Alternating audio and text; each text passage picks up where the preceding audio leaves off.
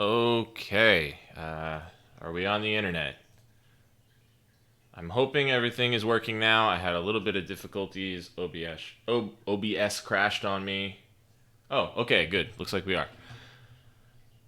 All right, so welcome everyone. 6 of you sat around watching my cursed Kong screen. I appreciate that. What I'm going to work on today is quite a while back. I was working on internal logic analyzer support for nmigen, right? Like some sort of integrated way to say, I need to sample these signals in my design. I'm going to put them out on this port. Just let me do that. And I shelved it for a bunch of reasons. It's not really important. None of them were technical. And so today I'm going to dust that off and try to get it working. The reason this is a little bit more complicated than you might think is because we want it to be nice, right? We don't want to require that you instantiate a module just to sample pins. We want to be able to just kind of throw it in, enable or disable. At least this is what I want.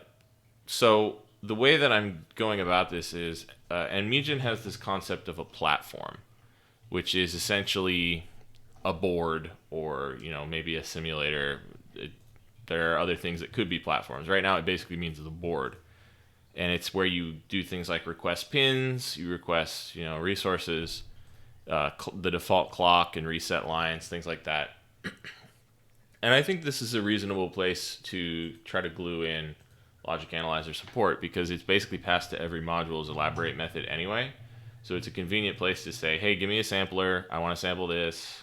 And then we can kind of tie it all up at the end, which I think is what you want for a logic analyzer. So let's see where we are right now. I've added in, boy, cat, you just are in exactly the worst spot. All right, everyone say hi to the cat before I kick him out. Oh, he's so cute. He's a good boy. Sorry, bud. Okay, so in platform, I have added this parameter called use internal logic analyzer. And if that is set, then we're going to basically create these samplers and things. This is all a prototype. I have no idea if this is going to be something that White Quark thinks is acceptable to go into upstream. I sort of expect that it won't be in its current form, but this will give us a platform to talk about, right? We can say, I like this, I don't like that, and we can work on it and make sure that we're actually talking about the same thing. Anyway, because it's a platform, we're basically going to do the minimum viable implementation, which is only one clock domain, yada, yada, yada. So let me remind myself how this works. At platform initialization time, you say, I want the logic analyzer, and nothing else really happens. When you ask for, you have new methods on platform, which is sampler and sync, and you basically are going to just go get a sampler on this logic analyzer object that we construct. So let's look at the logic analyzer object. When you call sampler, it's going to create this ILA sampler for the domain and return it. And what that is just a simple state machine that when triggered, it will sample until it's captured a depth number of samples. And the FIFO needs to be as wide as the number of signals that we're sampling and as deep as we've requested. Then we have on the sync side, you can say get sync, and the sync is just basically the other end of that FIFO. Ultimately, that FIFO is going to be asynchronous, and there's going to be more than one of them because we're going to want to be able to sample from multiple clock domains in a sensible way. But for now, we're just going to do a single one, and it's going to be a synchronous FIFO. So the sync just has the other end of the FIFO, basically. And then if we are not actually asking to use the ILA, we can leave the probes in our code, and we have these fake implementations that just don't do anything. So that's kind of the general approach.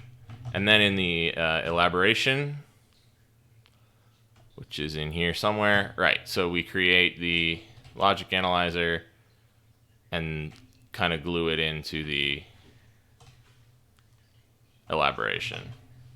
I'm not 100% sure on how much of this works inside of the build method and things like that. So there's probably some order of operations that's being done wrong here. We're going to figure out what that looks like down the line. To test this, I built myself a little ILA test case class in our test suite, which is... This is one of my favorite things about nmigen, is how easy it is to do testing with just like regular Python code. And I wrote myself a nice little test case, but then the problem here is that we don't have a platform in a test, so I tried to make myself a platform. Not sure how well that's actually working. We're gonna have to figure that out. I have this test Versa, which is using the Versa platform for the ECP5 Versa board. And let me see, is that even running here? Sample fails, obviously. One failed, one passed. Why isn't the Versa one even running?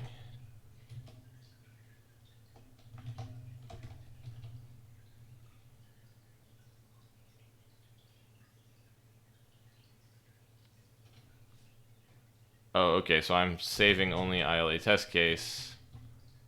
I have sample and then Versa. So it looks like the Versa one is actually working, unless I'm reading it wrong. Did you set channel point rewards? No. I don't understand how that stuff works.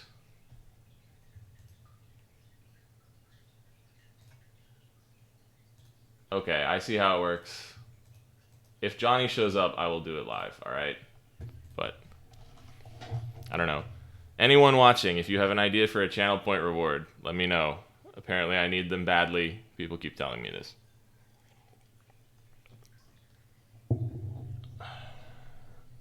Okay, I'm just gonna comment sample out for a second and make sure that I'm not going crazy. Yes, hello cat. Okay. Whoa. Hello cat. What's going on here?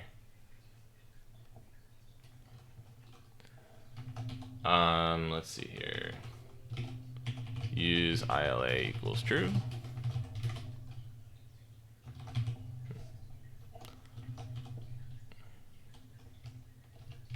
What am I doing wrong here? Oh, it would need to be passed into the super.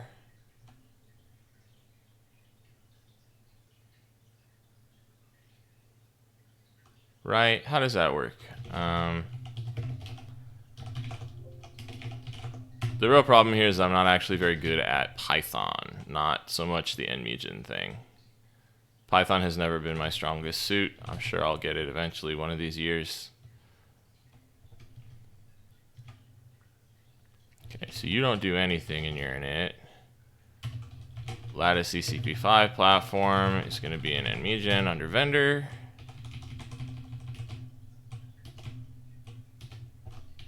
Apparently I already have it open somewhere. Okay, so you just call super init with no arguments. That's interesting. That seems like that should be passed through, doesn't it?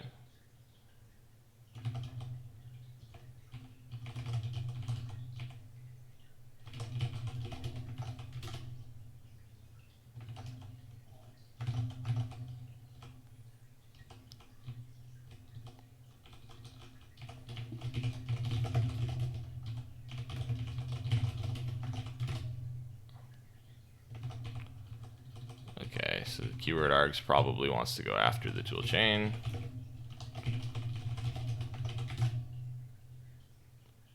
Init takes from 1 to 2 positional arguments, but 3 were given.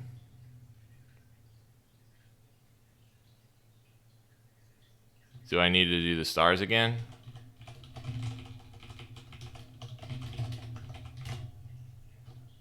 At DJ Frank, lol. Okay, there we go. So now it's not exploding.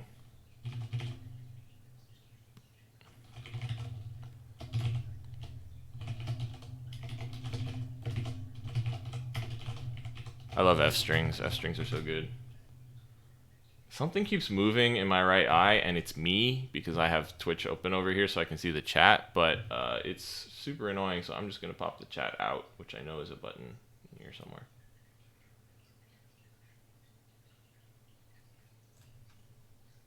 Oh, okay. Whatever, I have the chat over there. Okay, I'll just close this because it's very annoying. All right. Oh, I need -S. Otherwise it will capture. Okay, there we go. Obviously, testing with the Versa platform is not an ideal test case, but that's okay. So, we're creating our sample elaboratable, which contains a logic analyzer sampler, and it sets up a sampler, and then just increases sig every iteration forever. So the fact that we are actually getting a sampler elaborated is a good thing.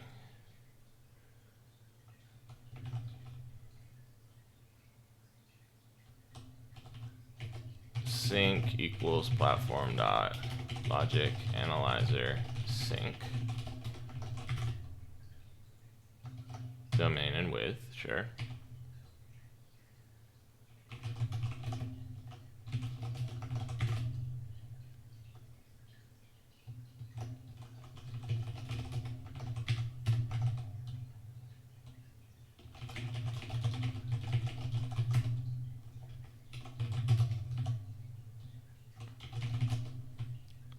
So logic analyzer sync, right, okay, so this should not matter because everybody's in sync. Now what is happening here? Type error, init missing 2 required positional arguments.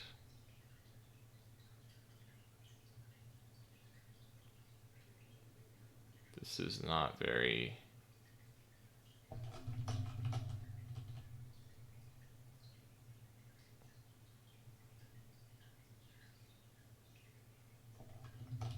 Does anyone else feel like there's a bunch of error missing here? What's that supposed to say?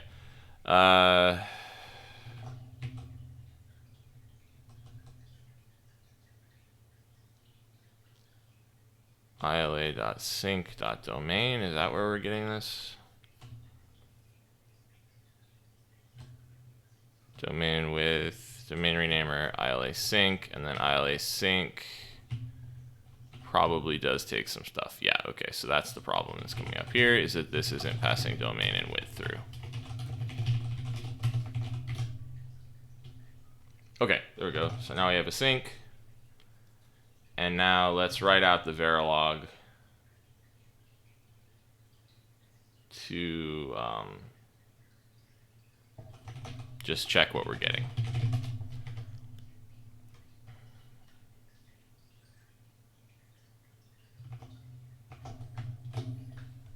Thanks for stopping by, everyone. I appreciate it. If you have any questions about what I'm working on or really anything at all, please feel free to chime in. I always love talking to people. It's the most fun part of streaming, frankly. If not, that's cool too. I appreciate you just coming by. I know this is maybe not the most riveting thing, but it's going to be really nice if I can get it to work and work well, and we can get it into main nmigen. I find that debuggability is one of the most challenging elements of working with nmigen right now, and I think this would be a nice little helper to make that better compared to something like Verilog with vendor toolchains.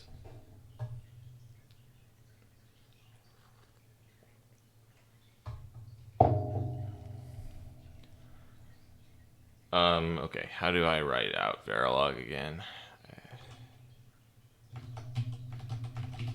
This isn't something you normally really want to do.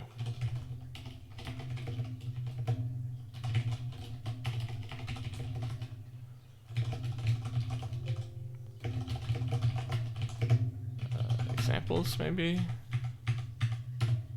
Yeah, okay, so we want Verilog.convert.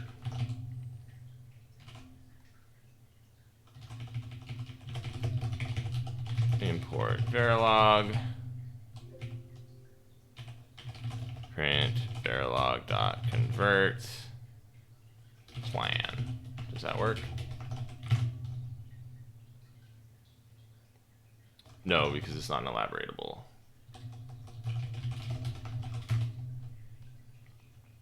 Yeah, interesting. I wonder if platform.build is not the right place for this. I'm just happily working on some stuff myself, chomping on some snacks, listening to you poke around. Thanks for sharing a cozy dev time. Well, thanks, Absurd Fatalism. I'm glad that you're enjoying yourself. Snacks sound good. I should have got some snacks.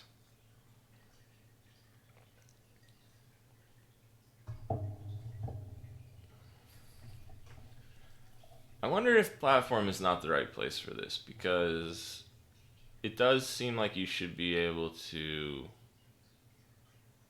write all this stuff out. But maybe in platform you can do that. Let's see here.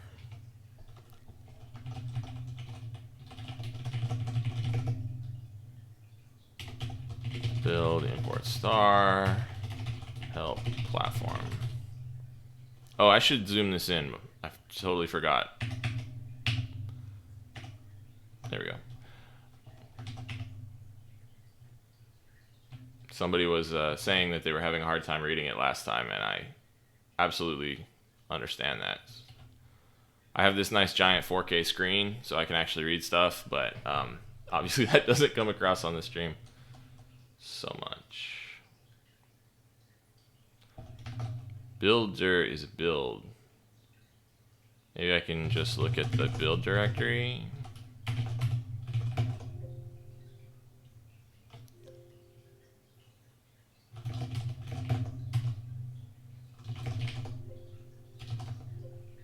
Top.v has nothing in it. Okay.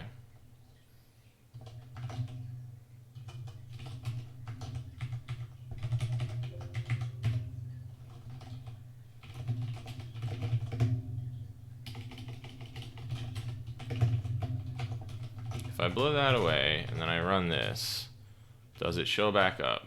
Answer is no.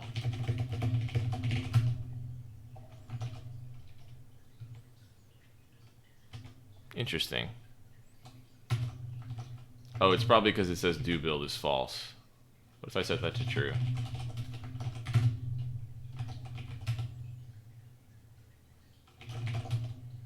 Yep. Okay.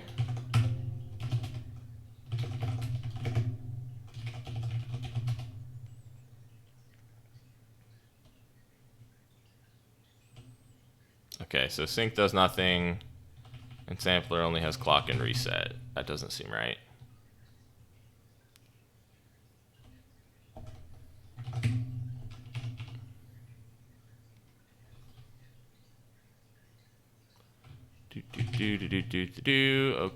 Okay. So this is the sampler. And what we're supposed to get is... Oh, okay. Well, I didn't hook the signals up at all. So I can see where that would be a problem.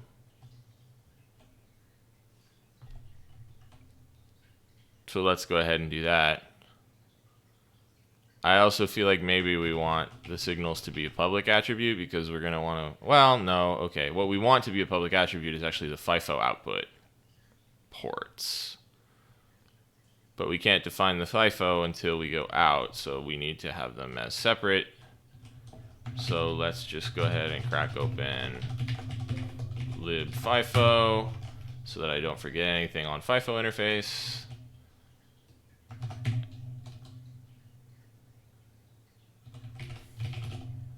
So our data, because this is only the read side.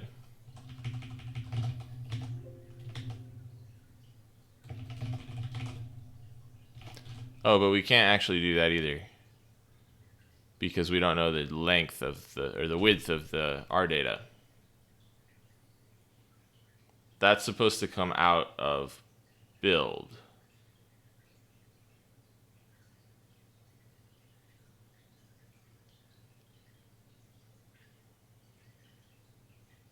I wonder how it knows what is an output? If I just put something in here,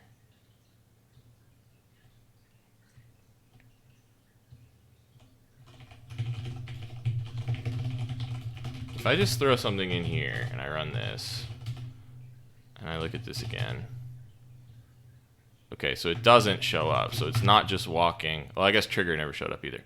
I should probably hook trigger up to something in my test, huh? Because then maybe it would actually happen.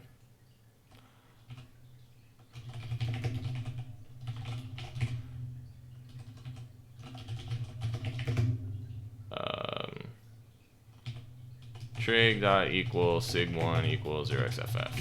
That'll work.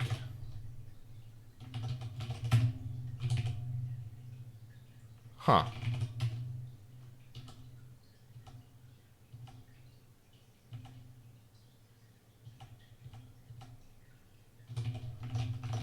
Maybe it doesn't like. All right, whatever. Let's just say like 3f. Is that better? Probably not. Okay, interesting.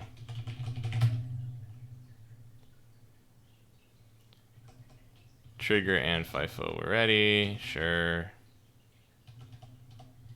Why are we assigning trigger to 0 here?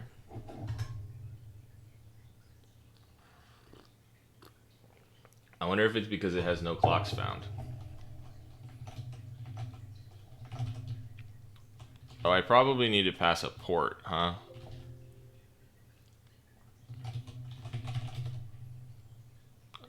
Let's see here. From nmigen build, import platform, help platform.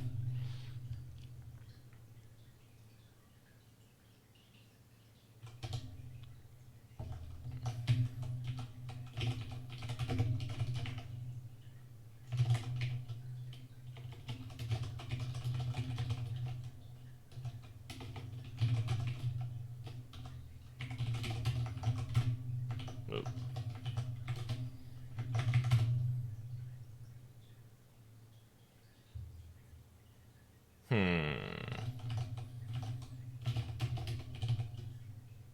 Nothing happened. Why is there no clock? I really don't understand. What happened to the default clock?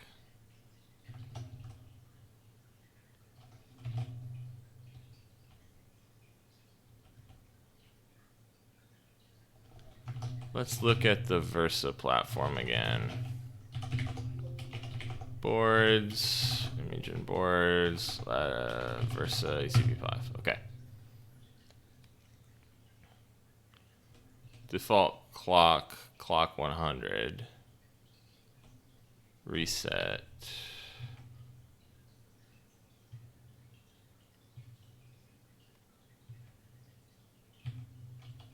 Isn't there like an add missing clock domain thing that happens?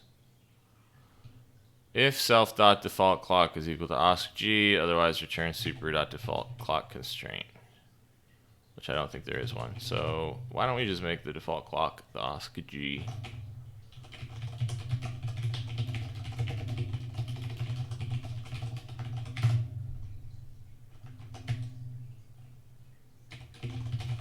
OSCG div is equal to 32. Why not? It doesn't really matter. This is a test. It still says no clocks found. What the heck? Oh, and now there's no reset. Even better.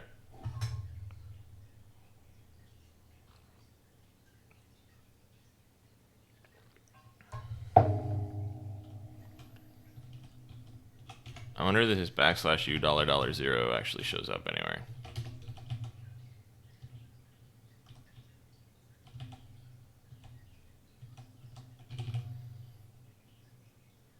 This is an unnamed module which contains these two things and they're not connected to anything, so that might be a problem. Is that what I'm synthesizing? Oh, okay. I think I know what the problem is. The bit where I'm supposed to be gluing stuff together is not actually gluing, I think is what's going on here. So we get all these guys, whatever, great, cool, wonderful. And then when we call build, and we try to use the ILA, I think we're supposed to have this junk uncommented so that it will actually do something.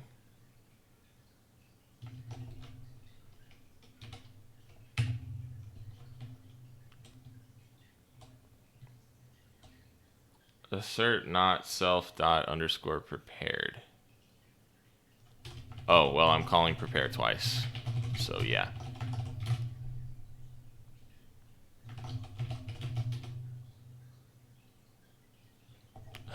Okay. Now I have an entirely empty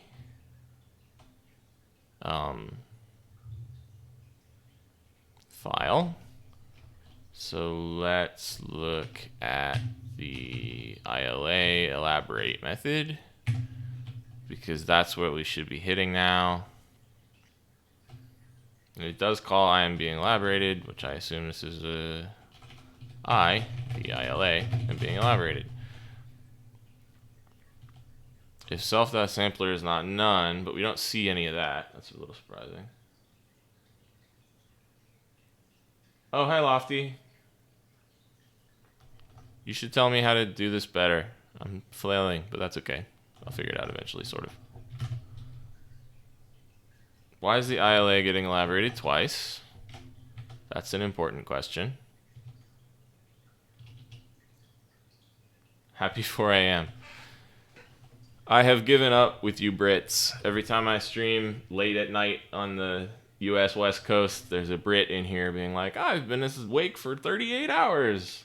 Okay. Really, that just means I know a lot of British people, and I'm asleep when the people in America are up at 4 a.m. Okay. So why is the ILA being elaborated twice? I really need more room here. So let's blow away some windows so I can see more.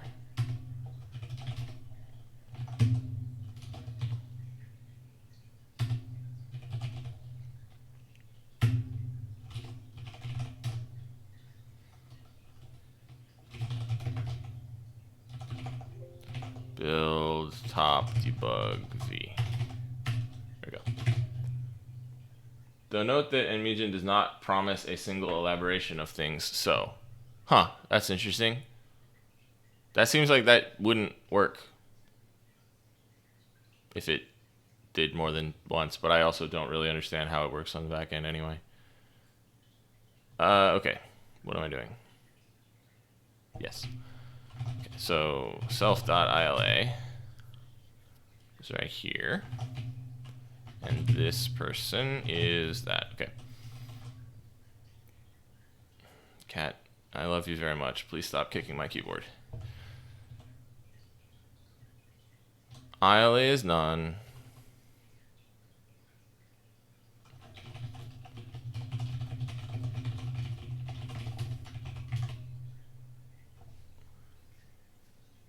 Why isn't that happening anymore?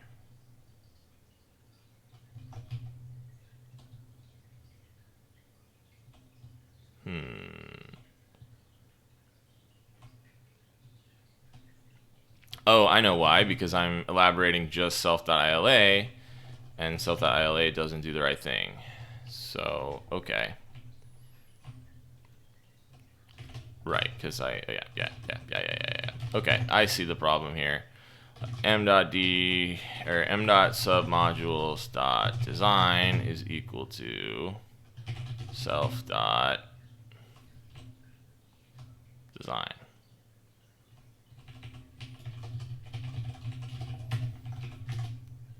Okay, there we go. So now at least some stuff happens.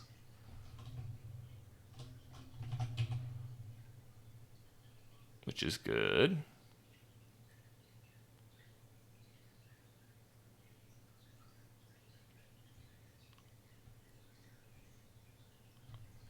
I don't think I need asking for a sampler anymore.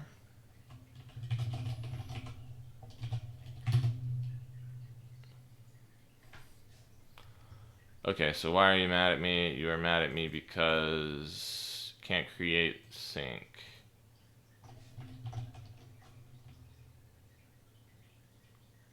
I am creating a sampler, beginning sampling, generating sync. I'm being elaborated again. Okay, so that's probably why, because it's being elaborated multiple times. So why would that be happening exactly?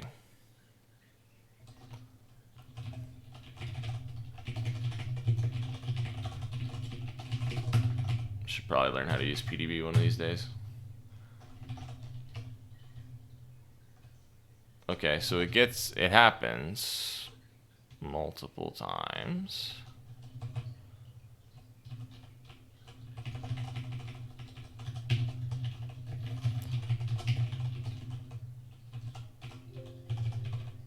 Arg. Okay. LA constructed.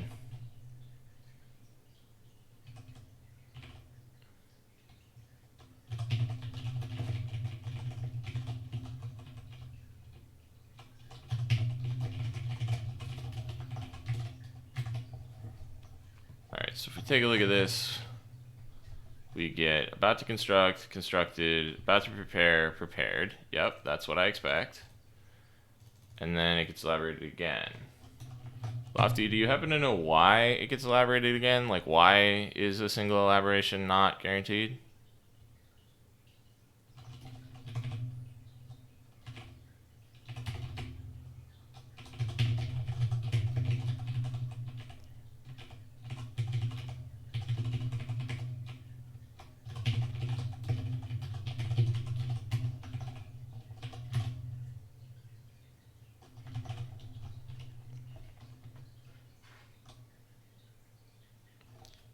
Okay.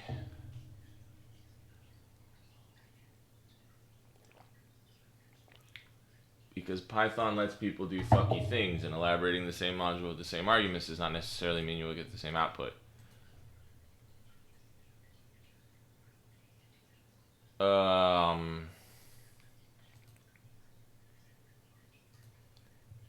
No, sure. I mean, I can definitely think of ways to screw that up, but I just don't understand why it would be desirable to preserve that. Like, if I elaborate it, does that overwrite? If I elaborate it twice, does that overwrite the earlier elaboration somehow?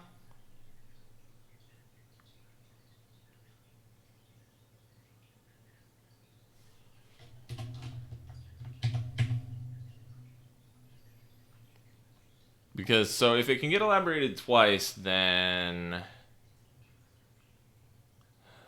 Because I only want the sync tap to be in one place in the netlist or whatever.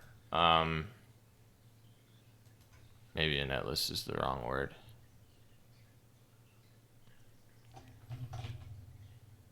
If I drop do build from the tests,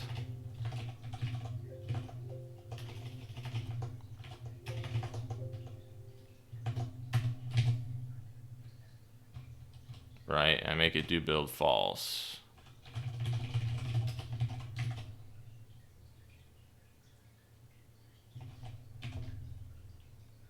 Nope, same problem. Odd.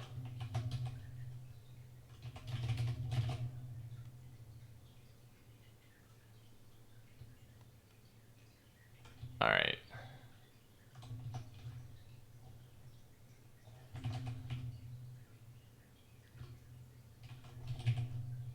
Let's go to elaborate.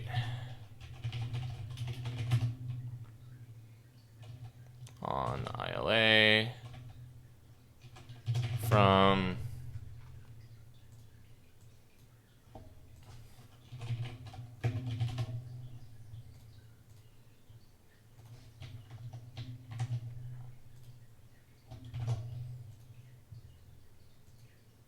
Python 3-m. That's not what I want. PDB set trace. Okay. Import PDB, pdb.set trace. See if that works. Okay. I want a backtrace. Whoa, that's a lot of backtrace. prepare. Yeah, okay, this is exactly what I expected. Continue. Then we hit it again for some reason. And we come in prepare. Plan.prepare self.ila. So are we calling build twice somehow?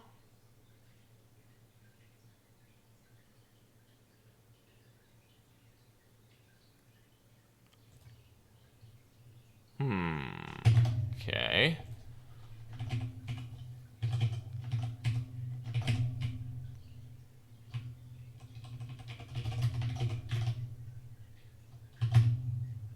No.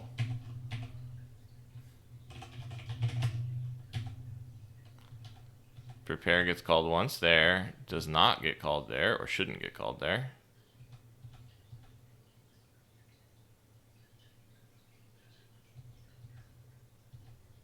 Huh.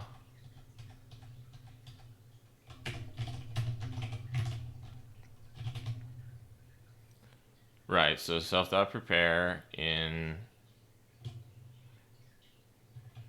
continue.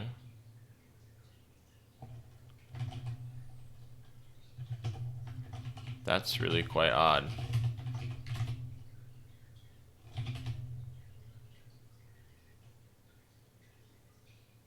Plan.prepare coming in from the build call. nmigen build plat build. The build call in test style versa. Backtrace. Prepare. The build call in ILA versa. That's weird.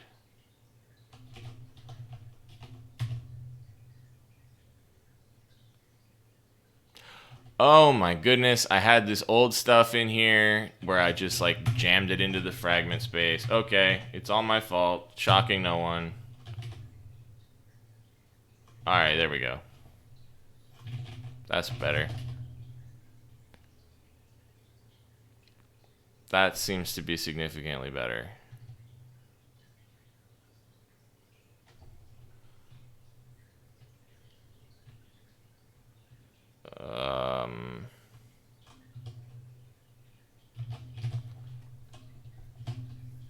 Okay, so here's the top, which I think, I don't even know. And then here's design, right? Okay, so this is me, probably. Let's drop the print statements, or the PDB statements rather. Run it again.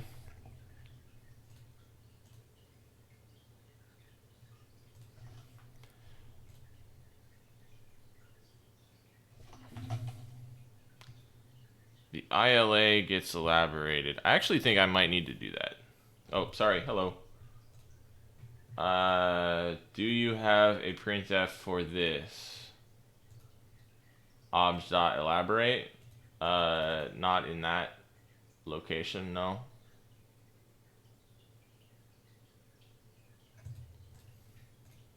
Bit late now, but I actually think what I had that I deleted is maybe the right thing to have, because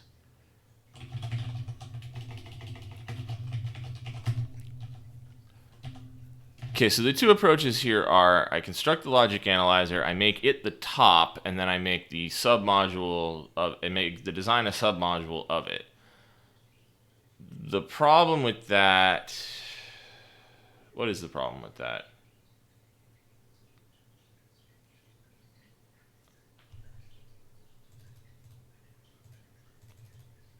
Is that the design, that might be fine.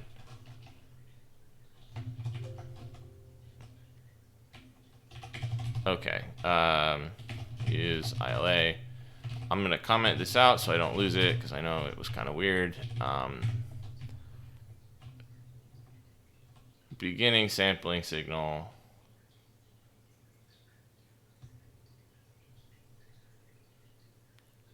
While it's being prepared, because it's created in the elaborate method of the design.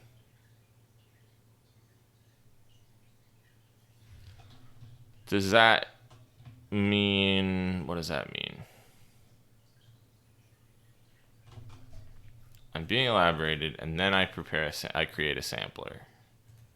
That's probably why this isn't going to work.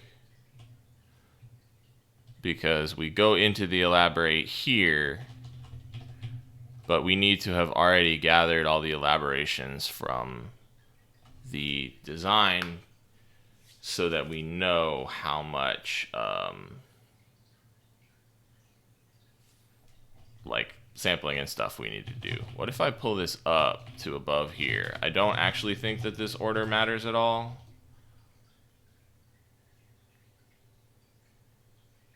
No, I did not think that it would. Okay. So what we want to do is we want to elaborate the design, get the result of that elaboration, which I think is a fragment, if I understand correctly, and then we want to elaborate the platform, or elaborate the ILA with the knowledge gained during elaborating the design. Yeah. So I think Lofty's printf is probably a good idea.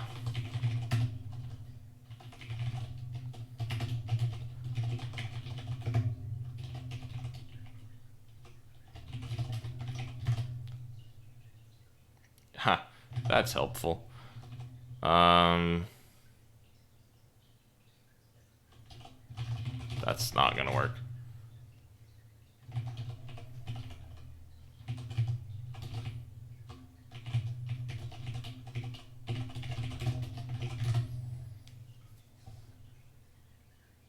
If you look at the method there, you can have elaborate itself return something you can elaborate.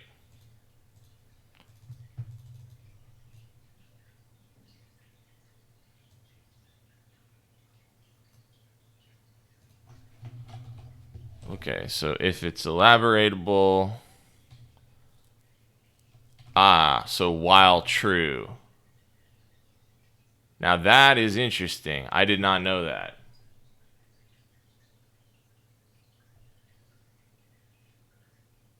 So what that would mean then is if we fragment.get on the, what would that mean exactly? Elaborate can return something that is elaboratable. I guess we could have like a wrapper class so that the ILA can call elaborate on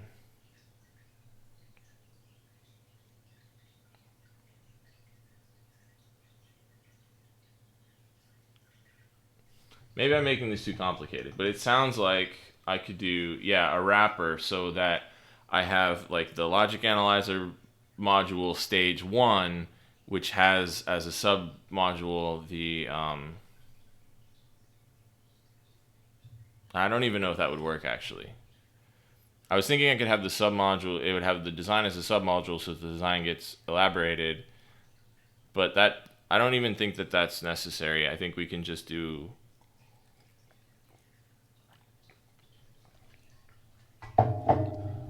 because we do fragment.get, right? In here somewhere. Right. So fragment equals fragment.get. So this is where the design gets elaborated.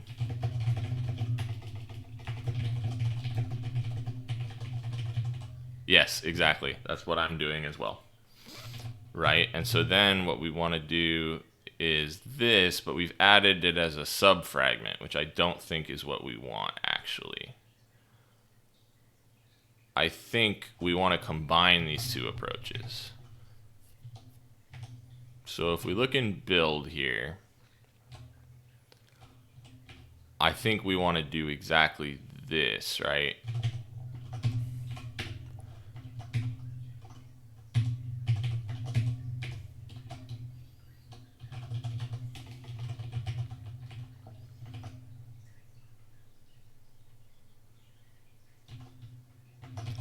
And then fragment equals self dot, or no, fragment equals fragment dot get self dot ILA self. And then get rid of that. And gonna go ahead and drag some of these along with me.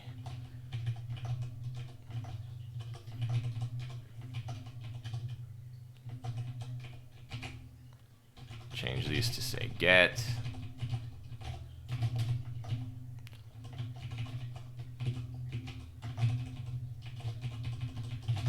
Do that, and now what do we got?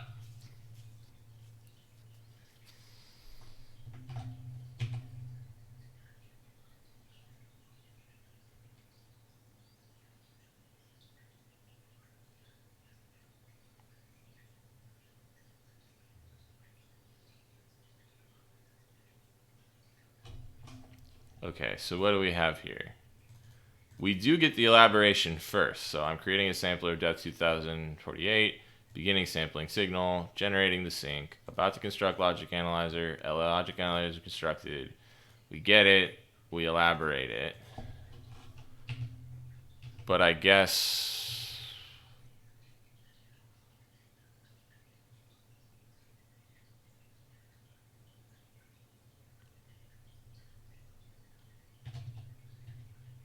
oh no, okay, so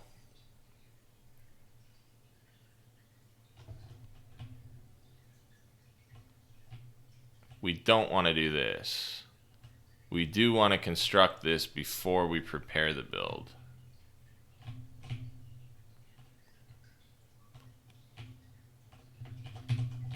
Right, so we do want this part. We want to go right here.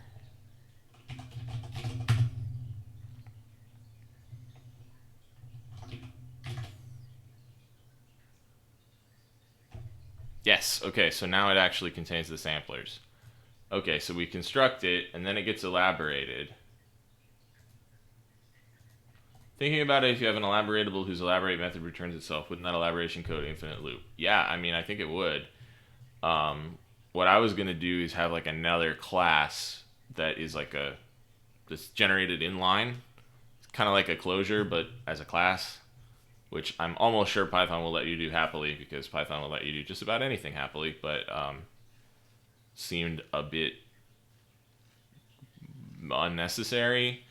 This is one of those things that I struggle with a lot of the time when I'm working on these established large projects, is what level do I want to hook in at, right? I would get to, like I can hook in at that level of using all the same elaborate machinery by doing this crazy metaclass thing, but if I hook in at the fragment level, then I don't actually have to do any of that, I don't think. Assuming that this works the way that I think it does, which I should probably just look at before I keep flapping my gob. The OCamlist in me wants to call that a functor. I mean, it probably is. I never learned enough. Oh boy, why are you outputting the memory as though it were a giant array? Whatever. So this looks right. This is top.design. And that's sampler sync, CD sync, pin reset 0, sampler sync, top. Okay.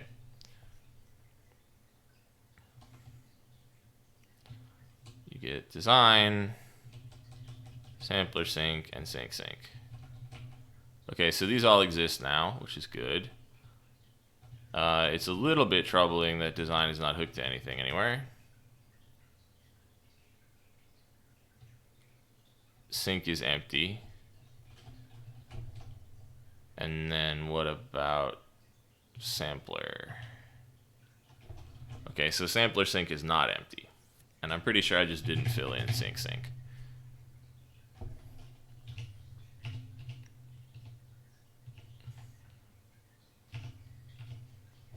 ILA sync right here. Right, so this is literally all it does. It says, yes, it's getting elaborated because it doesn't do anything yet. So I think what we want to do now is it's got a ready valid start a packet, end a packet. That's probably not what we want here. The sync is going to want to have basically this, except in the language of nmigen's FIFOs. So lib FIFO interface. Right, this is what I started writing earlier, which was wrong. Okay, so instead of self.ready, we have rReady. Instead of self.valid, we have rEnable. I'm not going to bother with levels, although I definitely should bother with levels, but not for right this second. And then there is no start a packet, end a packet. Although, honestly, there probably should be, but... Okay, and then we have self.data. And then what you're going to do in here is you need to know about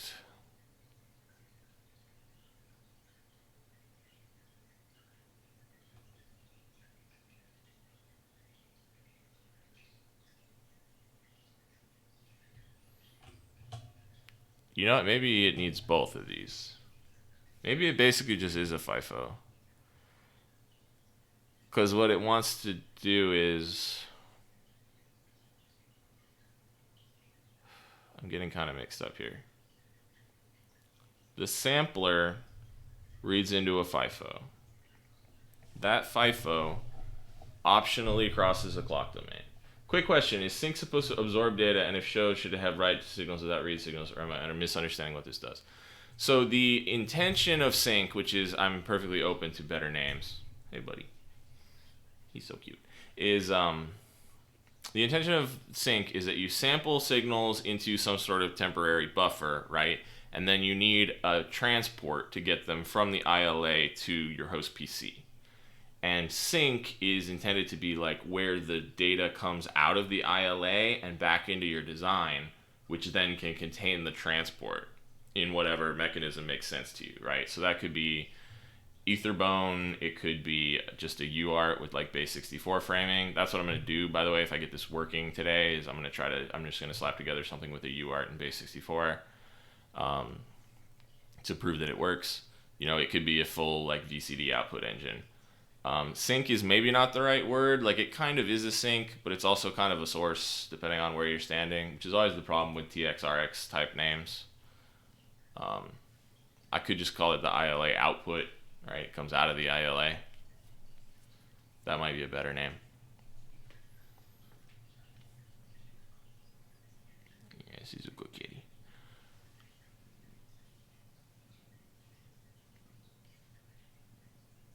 So what I want to do here is I've got the sampler samples into a FIFO, then that data optionally crosses a clock domain and then is basically just presented as is, right?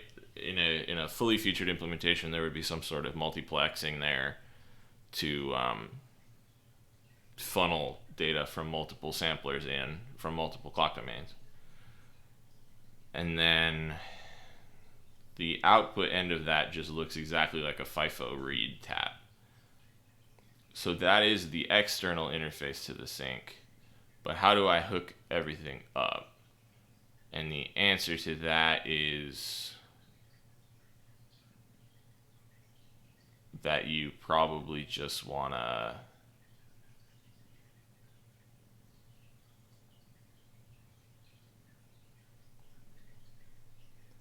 this sync is basically just a record, because the logic analyzer is what knows about how to hook things together, right? So it's got the sampler, it adds that as a submodule. It's got the sync, it adds that as a submodule.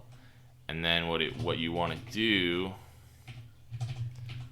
is you want to do if sampler is not none and self dot sync is not none, print hooking them together now.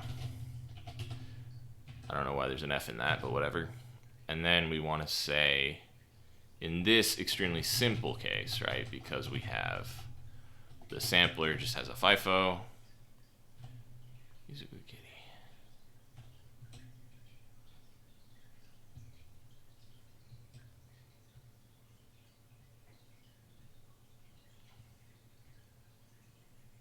So in this case, the sampler is also going to have the same output that the sync does. The sync is almost irrelevant, except that it will eventually acquire more data, more whatchamacallit.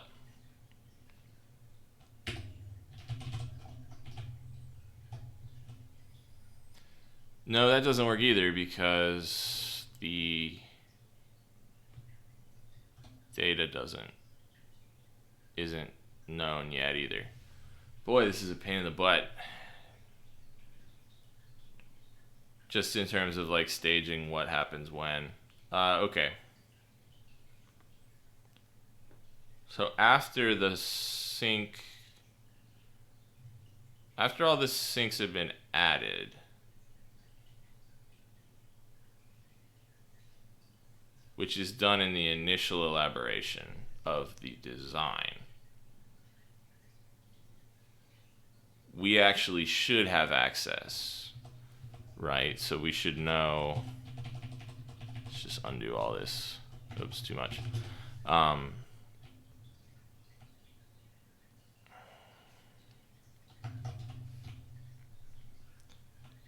Cat, you're so cute and so distracting.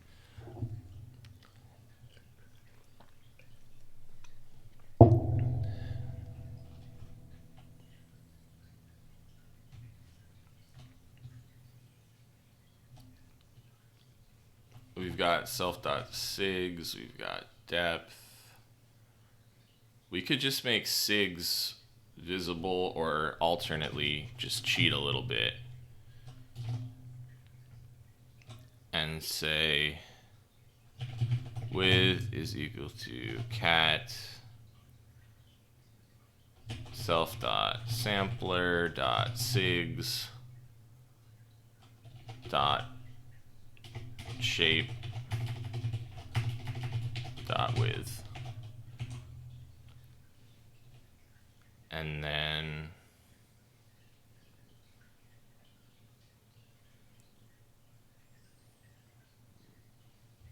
yo buddy, what we would want to do now is take a FIFO of this width and read the data into a FIFO of the other width. For now, let's just assert width equals self.sync dot width, which I think is what I called it, yeah.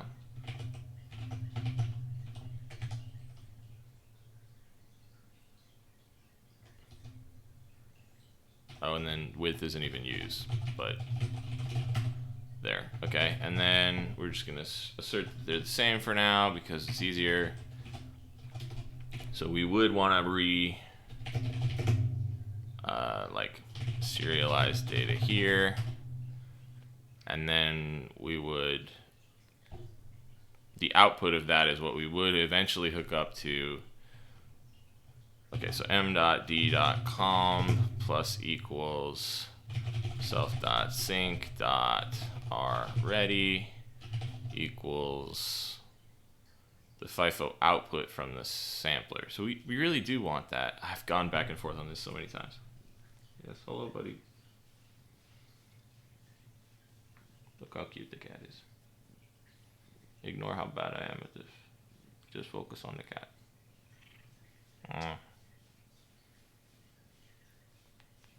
He's a good kitty. Subscribe now and you can have cat emotes. That's my shilling voice. Okay.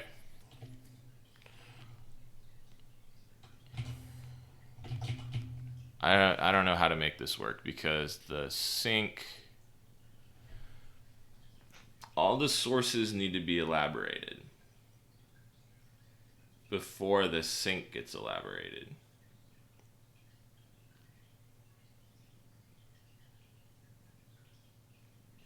Because Cat steals the stream. He's welcome to it, man. He's adorable.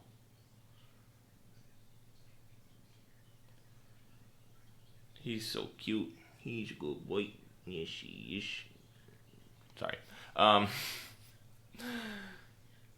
He's adorable. I can't help it. Okay, so let's see. All the sources need to be elaborated. No, they don't, actually. All the samplers don't need to be elaborated. The sample calls need to be made.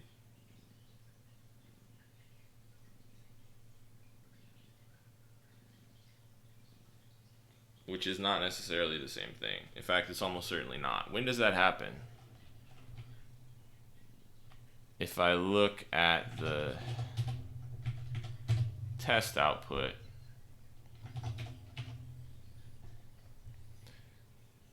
we get beginning sampling signal, samplers being elaborated never even gets called right now. So we call sample to begin sampling the signals well in advance of this. So it just needs to get constructed and have all the samples called. And then we'll know what the signals are. And then when we elaborate it, we'll hook the FIFO up with the same width. Okay. So we actually can add stuff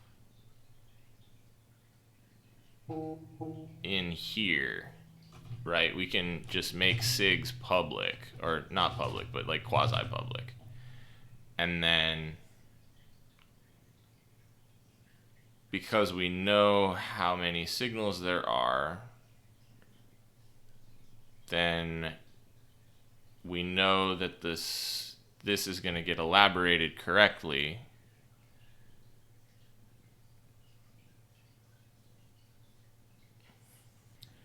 So let's do it this way then. We've got this interface from sync, and we want exactly the same interface from sample, except we want a zero width signal here.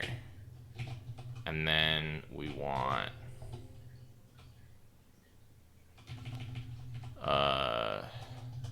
signal.like cat self sigs here, right? And now we don't even need to access sigs because we can look at data.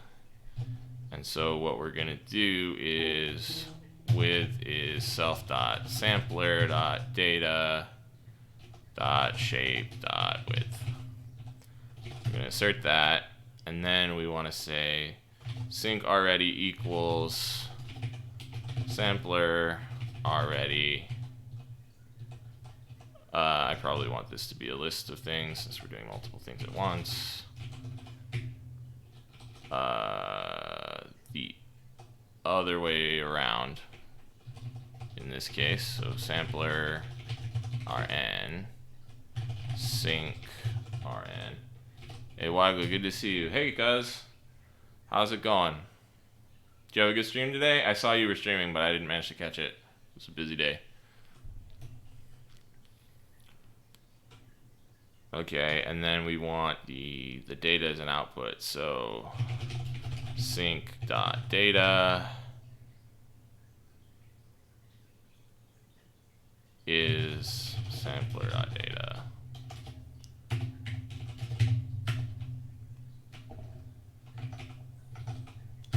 Let's see how that looks. Oh no, we run into some problems. Oh, I just missed a period. Sure.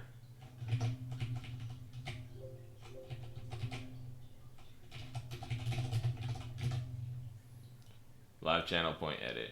No worries. Yes, very good today. Thank you for asking. Yes, I did say I would do it. All right, let's do it here. Does this have anything that's gonna like let you all dox me? Let me just look at this for a second. No. Okay. Rewards.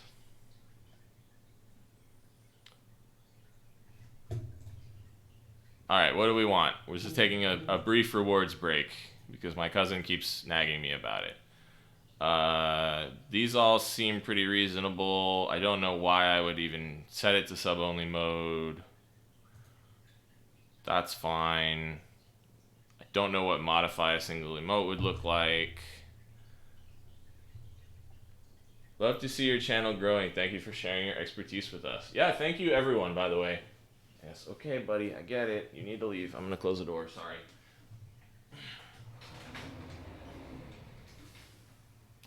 Sorry, bud. Okay. Yes, everyone, thank you so much for coming by. I really appreciate it. Feel free to say hi if you have any questions about anything that I'm doing or you want to suggest something or whatever. I'm just here for Vim, Popey. Hey, Popey. I haven't seen you around in a long time. Right, so if I recall correctly, you wanted me to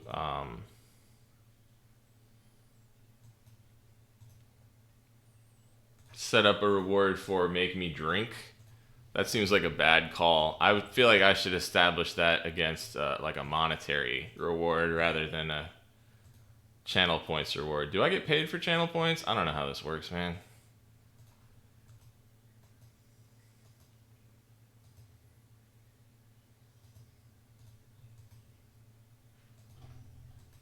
It's okay, bro. No need to S-champ you now. All right, I'll add a custom thing later. I don't. Yeah, this is not something I care a lot about. All right. Sync object has an attribute with. Yes, it does. Don't lie to me. All right, fine. Be right. Data shape with. This is the thing about computers is they always do exactly what you tell them to do. It's a problem. Hey, that ran to completion. See what we got now.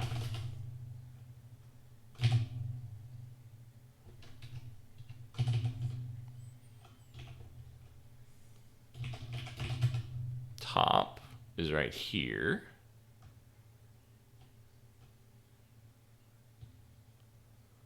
Assign already equals 0. Okay, well that's not right. For example, viewers could redeem to ask you to share hardware cam, etc. Okay, that's a good idea. As soon as I have a hardware camera, that's something I need to get. We could do a cat cam. That would be fun. They're almost always in here unless I explicitly kick them out like I just did. Okay, so actually maybe this is fine since I never hooked already up to anything. Or maybe it's not fine. I have no idea. We'll find out.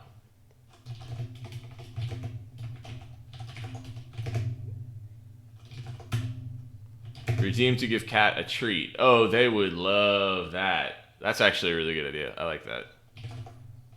I'll have to obviously cap it so that they don't get fat and die, but...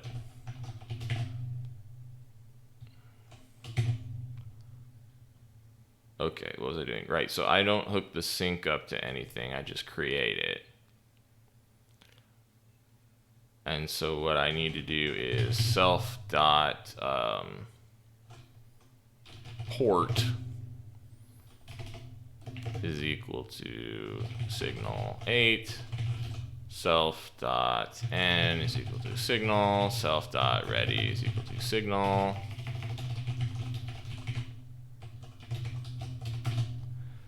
And then in here we do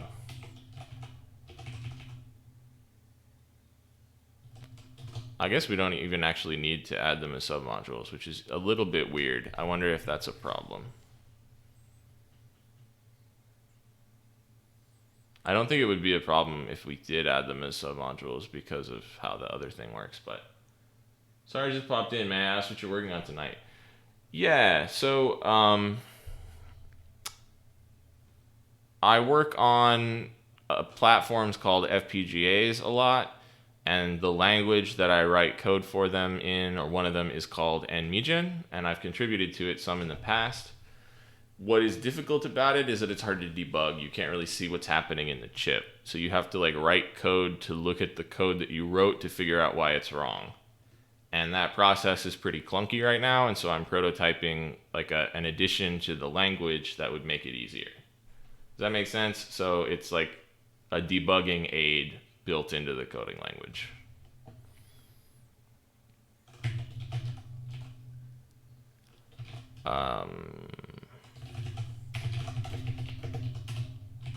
Self dot n dot equal, no, other way around. Sync ren equal self n, and then self dot ready equal sync already, and then self dot port dot equal sync dot data. Does that work?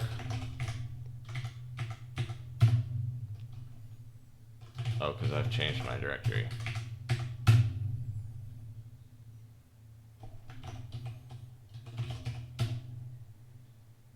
Oh, and then I need to add them to ports, right? That's the whole reason I brought them out. E.port, E.n, E.ready.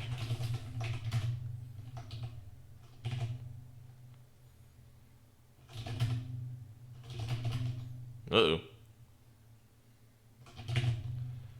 That doesn't seem to have helped.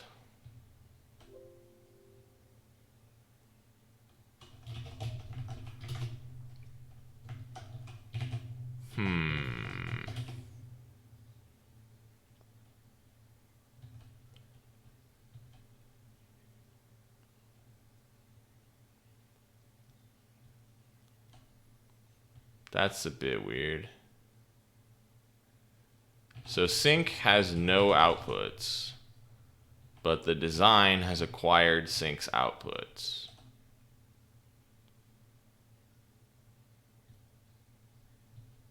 And then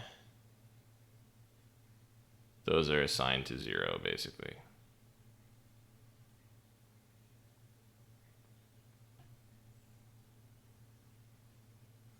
And then only reset comes out, which is a bit odd to me as well. Didn't I specify some stuff as ports? Why am I not seeing it in the top arguments? Do you mind moving cams to the top right corner? Yes, I will do that. I mean, no, I don't mind. Yes, I will do it. Shwoop. It's a good idea.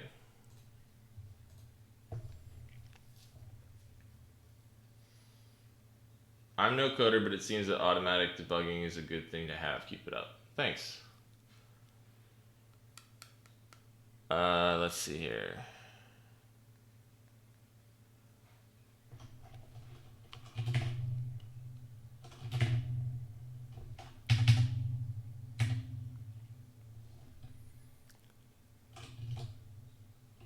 Is it the Verilog thing that's the problem? No, the Verilog comes out from the build plan, so it shouldn't be a problem.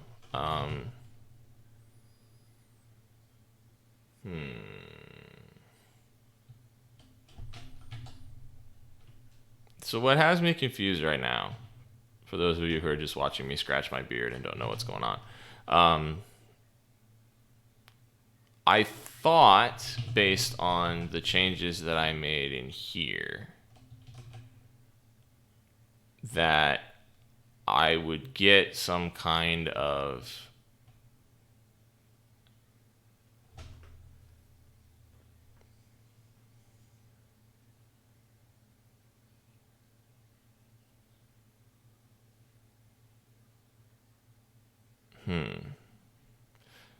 So what's supposed to be happening here is that we have the top module is the logic analyzer module, right?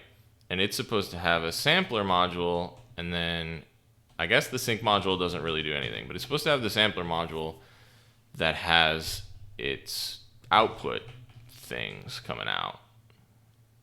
And then that is supposed to go through the sync module into the design. It's definitely going to flatten the hierarchy, which is like not a bad thing.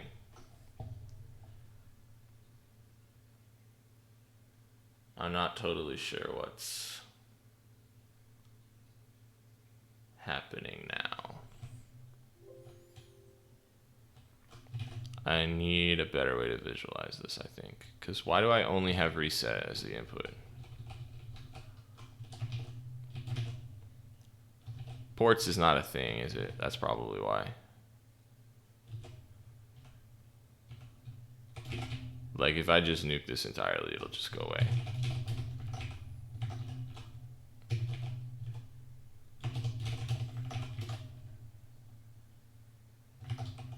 And there'll be no change in here. Oh, there was slightly. Of some sort.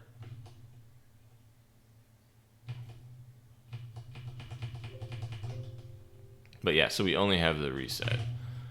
How do I have top level things?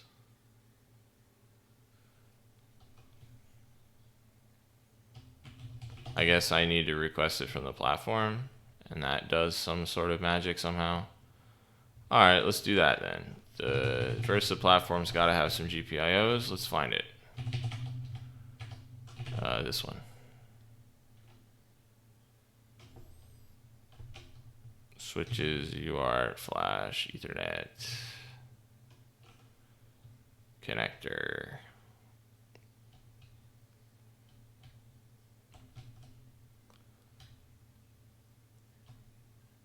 So we have outputs for the LEDs. That's easy. And then we get switch resources over here, which we can probably also get one.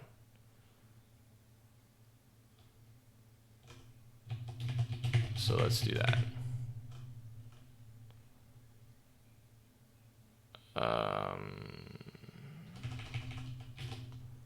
So LEDs is equal to platform dot request LED 0.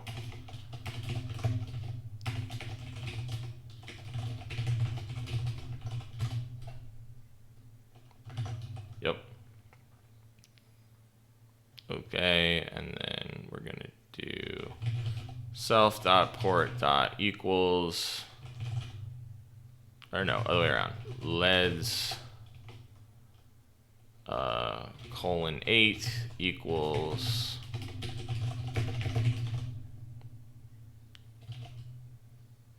self dot port.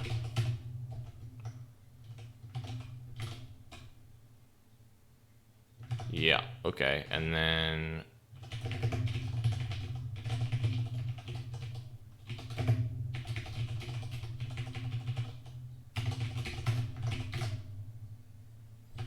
yeah, okay, that's not that surprising. I had never noticed switch resources before. Oh god, what have I done?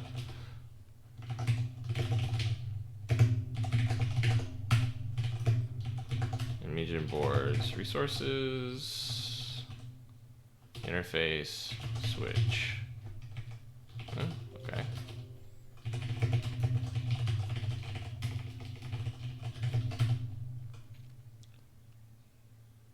Where user, okay. User, switch. Okay, so it's just switch. Probably could have guessed that if I'd really tried hard.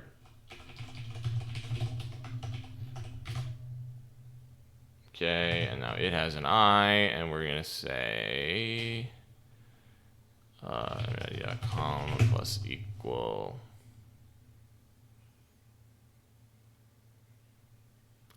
self dot ready dot equal switch. And then we're gonna also do LEDs 8 become self dot enable. Hope there's at least 9. Nope.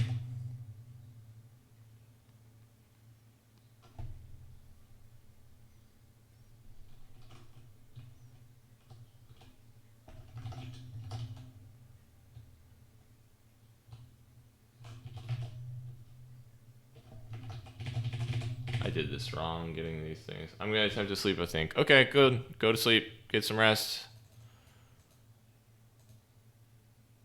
All num LED. LED resources is 1, 2, 3, 4, 5, 6, 7, 8. Can I request a range? That would be fun.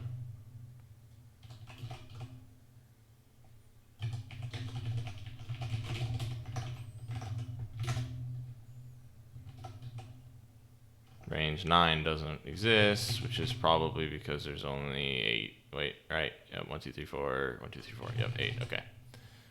That's fine. Range 8. Get rid of that. Oh, it doesn't work that way. What if I just grab LED without a number? Yeah, okay, that's better. Okay, so that works for self.ready.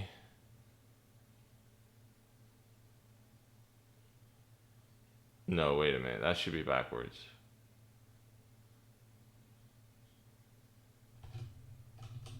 Enable.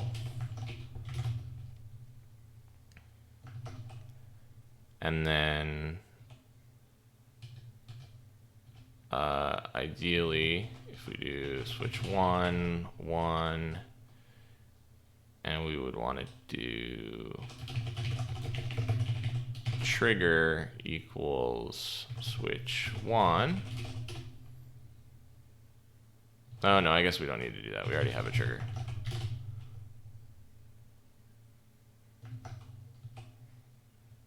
Okay, let's see what we get now.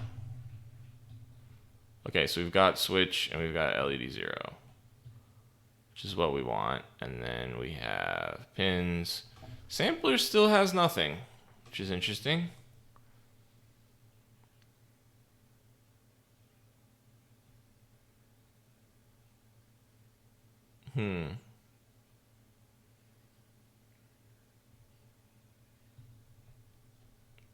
Yeah, I don't know.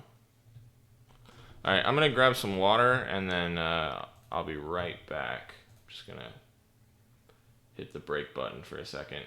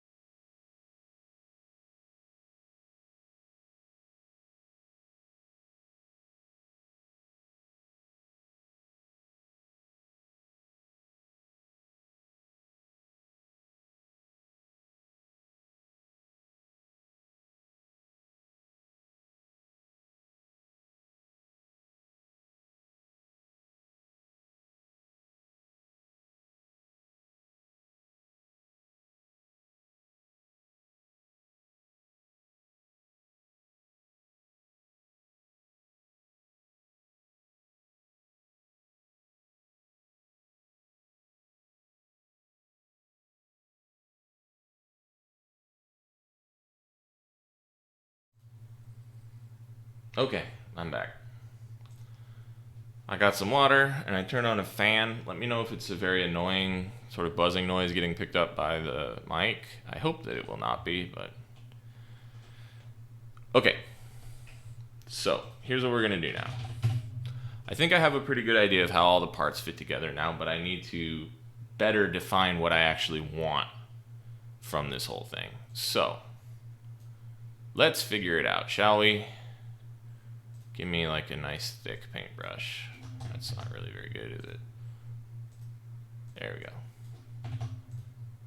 Even better. Okay. So let's figure it out together. We've got the ILA module is going to become the overall top, right? So we have the ILA. It's the top.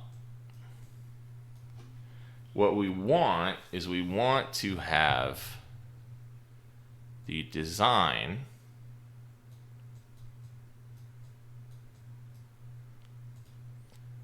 which contains the sink and the source and some other thing that is the actual output transport. This is an art stream now. Yes. See, I shouldn't have given you your Cintiq back. But this doesn't actually really work out because the sink and the source, like if the ILA part is the part that contains the memory, the sink and the source have to like go out and then back in, which is a little bit not actually what we want. So I think instead what we want, let me just clear this. I think what we want instead is we want to leave the design as the top.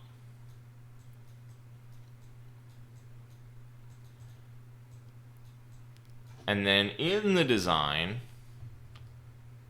you have, modules and submodules and whatever, and those can contain multiple sampler instances and a single sink instance. And the secret part that is outside of the design, the ILA, actually lives in the design. And the data flows like this, into the ILA, out to the sink, and then out to the rest of the world. And the way that we want to make that happen is we don't want the user to ever see the ILA. So we want to insert that as a submodule of the design sneakily behind its back, and also connect the secret outputs of the sampler and sink. And then in terms of ordering, we need the design to elaborate in the first round of things, right? We need to go through all of the design elaboration, all of the sampler elaborations, all of the sync elaborations, and the data path out, and then elaborate the ILA later, which is already what we've figured out how to do from previous discussions. So all that really needs to change here is the sampler works as is normally expected, except that we shove the signals, we shove whatever secret knowledge the ILA needs to have into the ILA when we request the sampler. And then we will shove the ILA in as a module at the end. And it will not have the sampler or sync as its submodule, because that doesn't actually make any sense. Okay, so that's what we're going to do. Let's make it happen. It should be relatively easier now that I've got my lovely drawing. I'm going to shove it over here. Whoops. Shove it over here on another monitor so you don't have to look at it, but I can. And okay. So, in the design, when we request a sampler, this all feels basically correct to me, right? We want to ask for a sampler, we want to add signals to it, we want to sample them, it has a trigger. Oh, I never actually hooked this up to the trigger input either, did I? Nope. Self.trigger. Right, so we don't actually need a trig here. What we need is sampler.trigger. Okay, so that's great. That should help a little bit with the weirdness in top, but it's still going to be weird. Yep. Okay, so all of this basically still feels right to me, except that we should be doing m.submodules.sampler equals sampler. And then same here.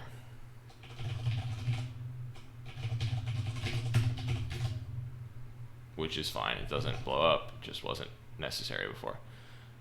Okay. and we're already elaborating the design first. So that's right here. This gets elaborated right here. But then instead of making it work this way, we actually want to go back to what I already had, which is this. So let's just go ahead and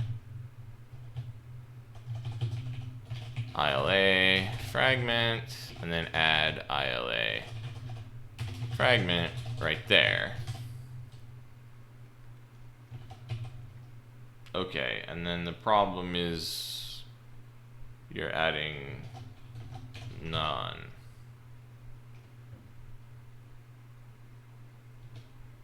Which doesn't seem like it should work. Add submodule. Oh, self.design, because I never said self.design, which I can just blow away now.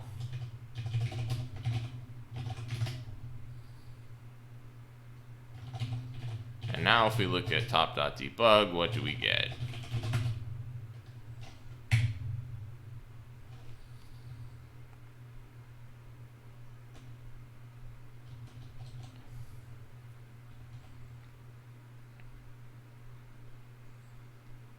Okay, so we've got a trigger, and we've got this. We've got u blibida blibida, which is the actual logic analyzer, I believe. Right? Yeah, okay, so that's this. And it is still elaborating stuff in its belly, which it doesn't need to do anymore.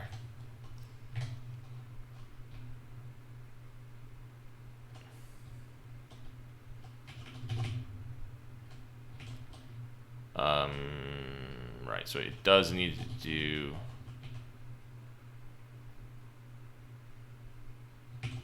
that's fine. It can still tell me what it has, but it doesn't get to make it a submodule anymore.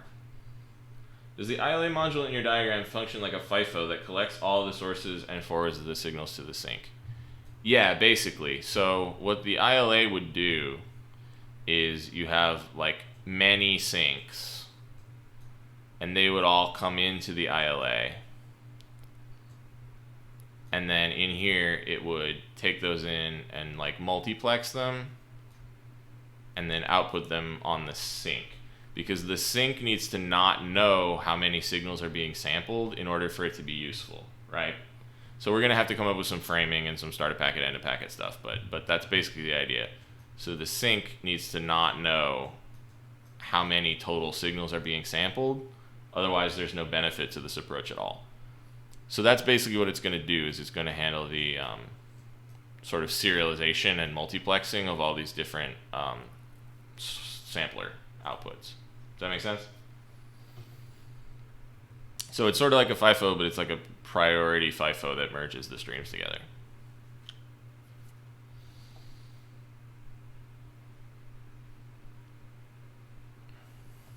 Which is why it says to do serialized data here.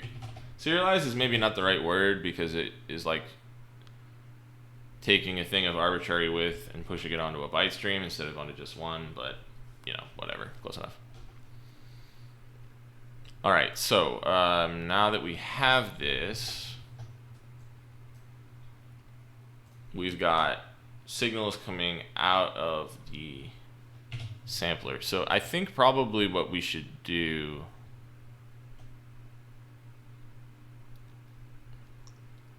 if we had the sampler know about the ILA, so the problem here is that we want the ILA to be able to get at the internal outputs of the sampler, right?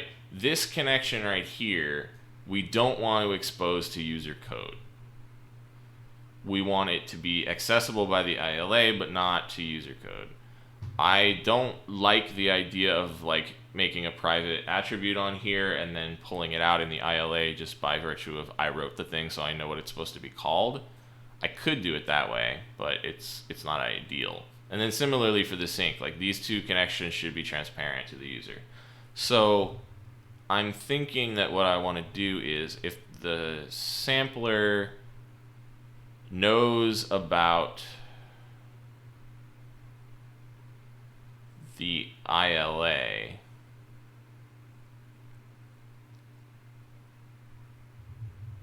Or it doesn't even need to know about the ILA. It just needs to know where it's going to send its stuff, which can get passed in at construction time, because the only one who constructs the ILA sampler is the ILA when we call sample.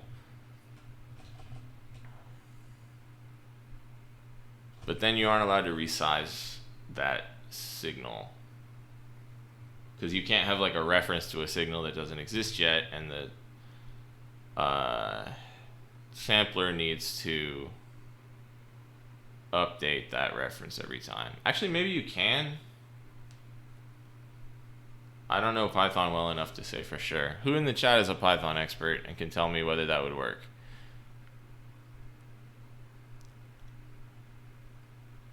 I don't think it would, but it would work if, let's do this, from nmigen import star s equals signal 8 s dir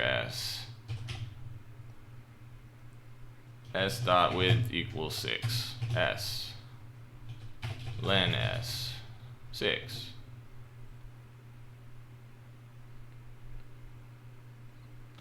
That seems fraught, doesn't it? But it would work, I guess.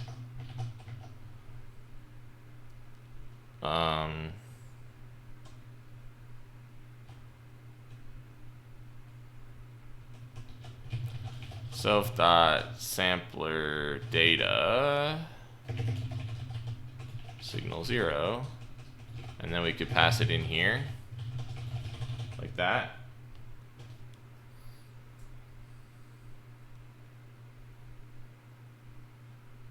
Again, that seems slightly whack, but it's actually not that bad, right? We wouldn't even do it this way. What we would do instead is we would do, because we want to eventually support multiple samplers, we would do this, and then we would pass in signal 0, self dot sampler data append data, and then we would pass in data right here. And then in our ILA sampler, we go down here, we take in data, and then we just make self.data equal data, and then instead of doing this, we do self.data.width plus equal len sig. That feels kind of jank, but it would probably work.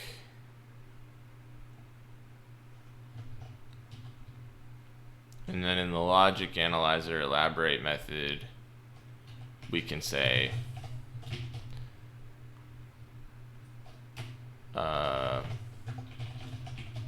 I am sampling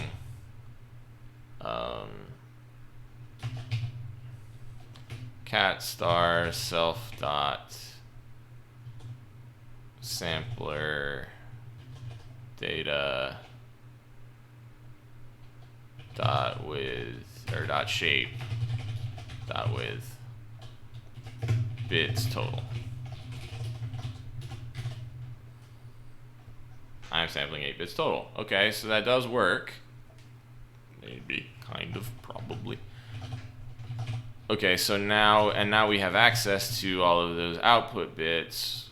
We'd need to do the rest of it too. Ideally, this would really be an interface. We don't have interfaces. It could be a record. We don't like records. I'm just going to do it as signal by signal right now.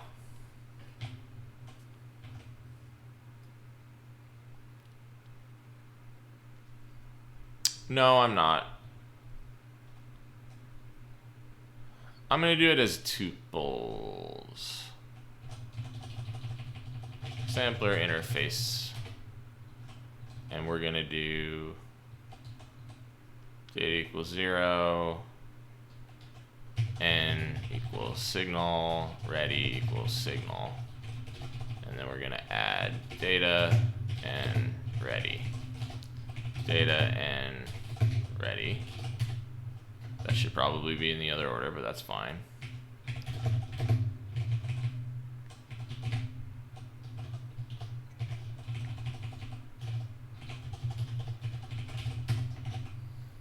Right, and then when we do this thing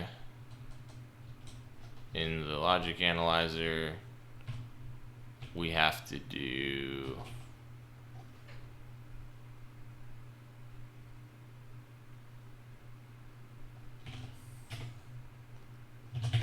okay, so for data and ready in self.sampler data bits equals 0, bits plus equal data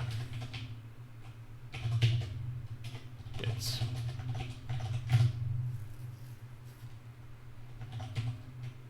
Oh yeah, it's because I changed the name. Sampler interface. And up here also I changed the name. Where is this? In here, right?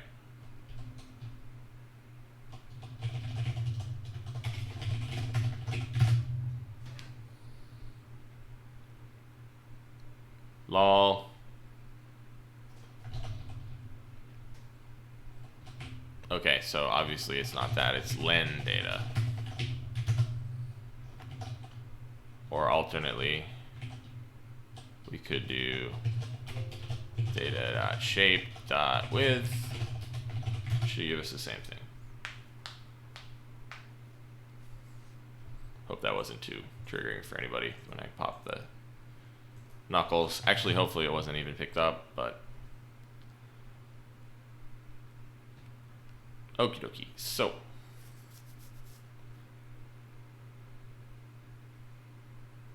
you contain a sync in domain none. That's interesting.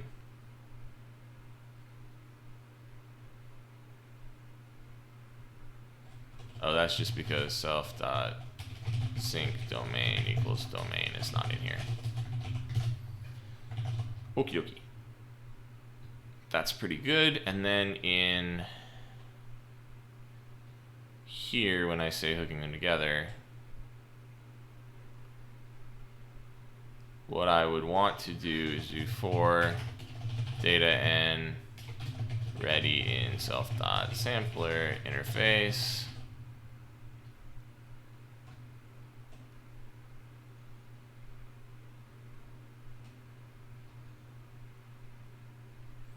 I mean, this is going to get more complicated later, but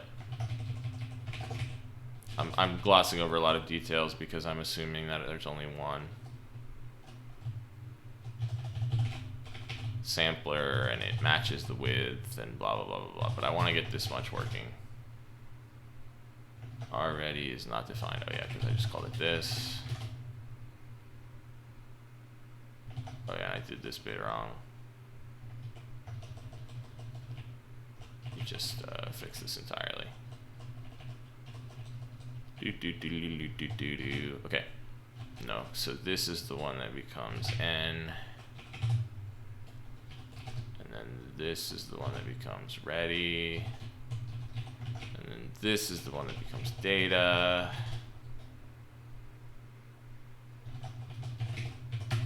Things build.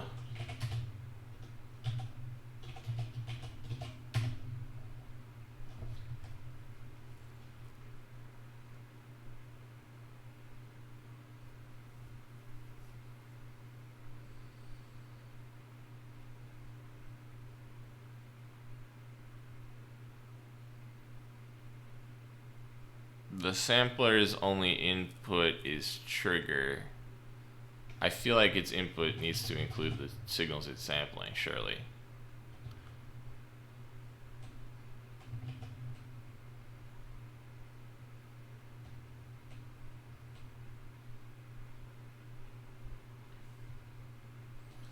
So we have self.sigs.append sig. And we have self.sigs, but do we ever actually use that? We do, right? Oh no, we don't. Why did I write half of a state machine? If you're gonna write half a state machine, at least leave yourself comments. Alright, whatever. Set current sample to write. Ooh, to trigger state.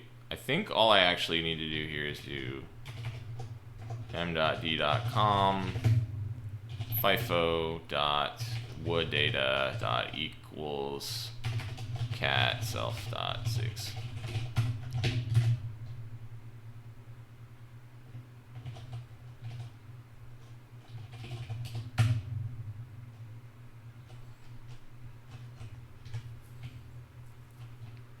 Okay, so now the sampler has a dynamic input, which is sig number 1, which is what we want. The sync still has nothing. That's not the end of the world. And then this guy has this going on, which should really show up in the sampler signal needs to be connected to this somehow. I really got to figure out how to give this a name. Why don't you have a name, friendo? Something in all this nonsense. When do I create you? I create you right there.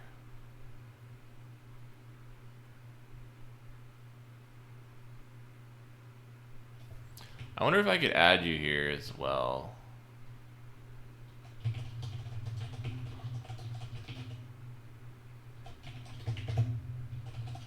I mean, that's gonna cause other problems. Yeah, okay. Is there a way to give it a name?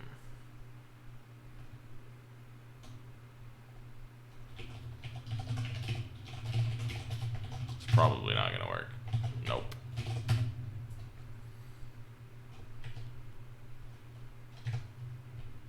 Maybe I can give the dir ILA fragment. Maybe there's something in the ILA fragment that's a name that I could give it.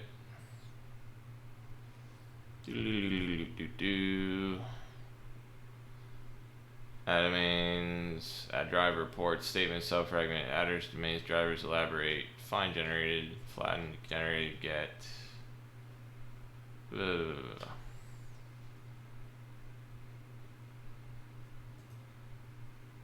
Yeah, I don't know. Whatever. It doesn't really matter that much. But yes, so this should definitely be interacting with the sampler in some fashion. If we look at the use squabbity bobbity bobbity data, okay, so that's the output, right? Which is correct and makes total sense, but it also needs the input sides. So why is that missing? Is it because of this weird shuffle I'm doing where I'm like hiding them from nmigen itself? That signal gets created in here, which is called during an elaborate method. It doesn't really get returned from anything, but the sampler gets returned, and the sampler contains it, or a reference to it at least. And then the sampler is added as a subdomain in the test.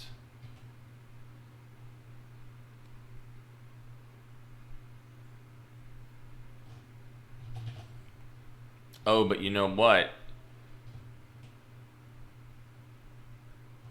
The sampler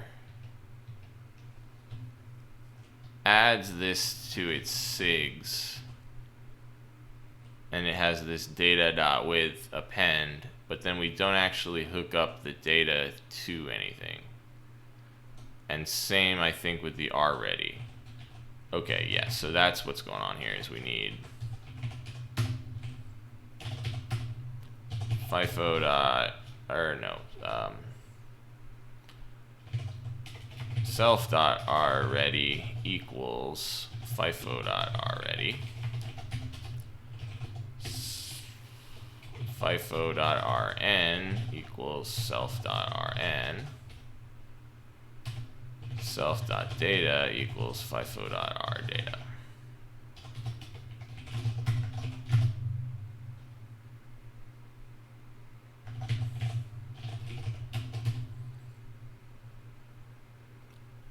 Okay, so now we've got this stuff, and we've got sampler ready, sampler data, and sampler enable. Sweet. Okay. So now those things connect. The sync still does nothing. Why is this showing up on the sampler? It wants, no. So this is showing up in the ILA, and it shouldn't be showing up in the ILA. We need to do the same kind of backdoor channel into sync that we're doing into sample. So that'll work actually just fine. Just do it in exactly the same way. So where we have the ILA and we have our sampler interface, we also want our sync interface, but there's only one of these, so it doesn't actually need to be there, but whatever. And then in sync, in exactly the same way,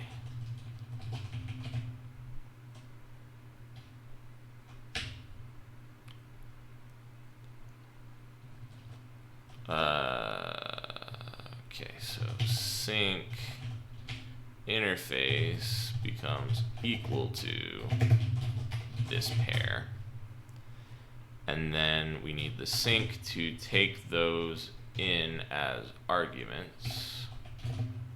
Ready and data. This is all such a mess in terms of like ordering of arguments and blah blah blah blah blah. I will clean it up at some point in the future. But okay, so now we've got sync interface, data and ready. And we want to pass in ready and data because again, total mess. And then these are the output signals that are actually intended for use. So now we've got self dot in data. I mean, all it's gonna do is pipe it through. So its sole purpose is to act as an interface to the ILA, but that's a fine purpose. Lots of things don't have two purposes. Why do you need two purposes?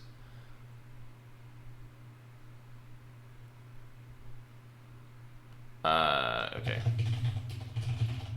In ready, in N, and then literally all we're gonna do, self.data equals self.in.data, self.our ready equals self.in.ready. So and then self.in.n equals self.rn.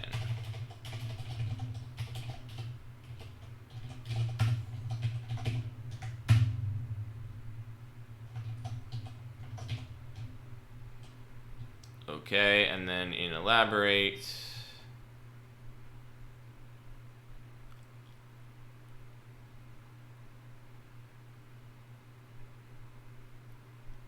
oh, okay, and then so these are wrong because this needs to be the in data stuff.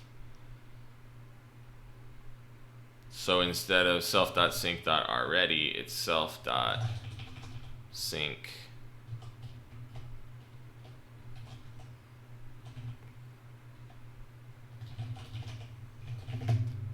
So what we want to do is do sync data, sync ready, or sync and sync ready is equal to self.sync interface. This is Rust brain poisoning, all this destructuring that I'm doing. And then we want to do sync ready, sync enable, sync data. Does that work?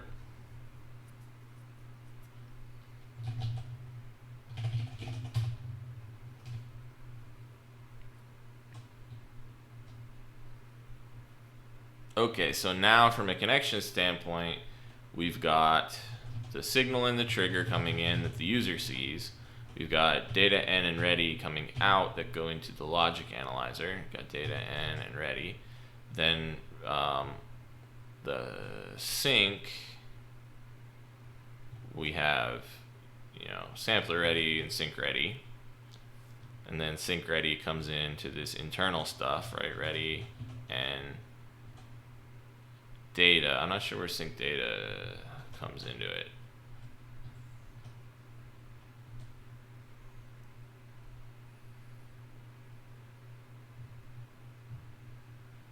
Okay, so there is still a mistake in here somewhere to do with how we're handling data.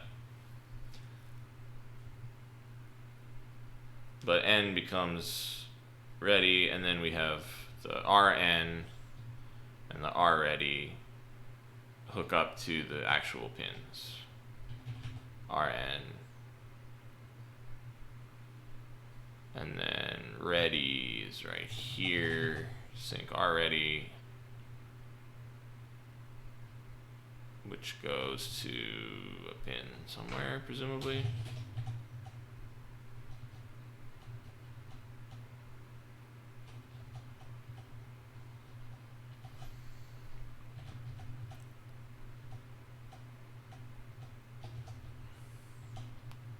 Okay, I'm actually not sure where that wire is going, if anywhere.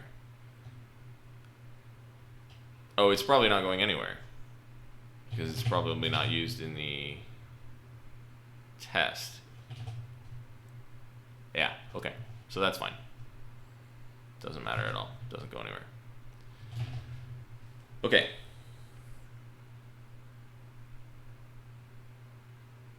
So that feels good. There's this little issue with data where sync should have 2 data ports, like it has 2 of every other kind of port. But for some reason it only has 1, so let's just poke at that for a minute.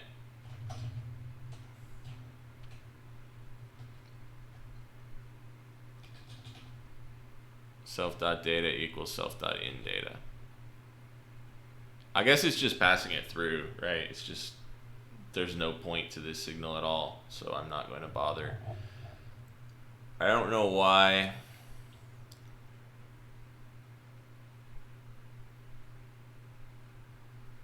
that would be the case, but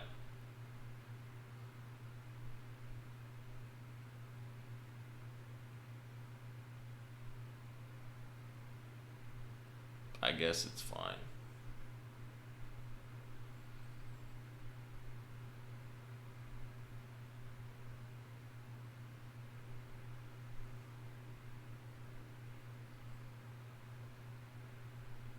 Okay, I guess this is fine. I don't really know why it's snapping that link and not the other two, but ultimately it doesn't really matter. What if I just like, not that I would do this in production, but if I just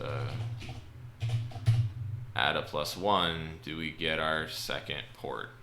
No. Huh.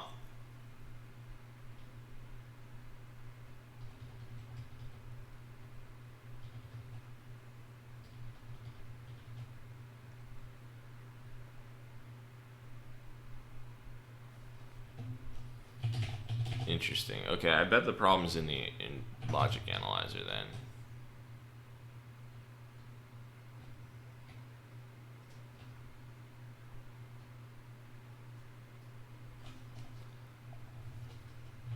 Sampler interface, sync interface, data and ready, data and ready.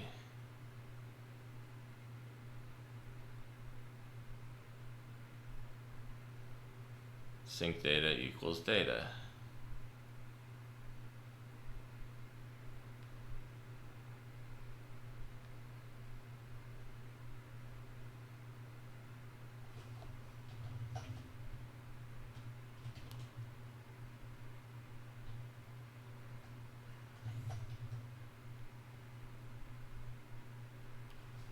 Sync data equals data, but then sync dot data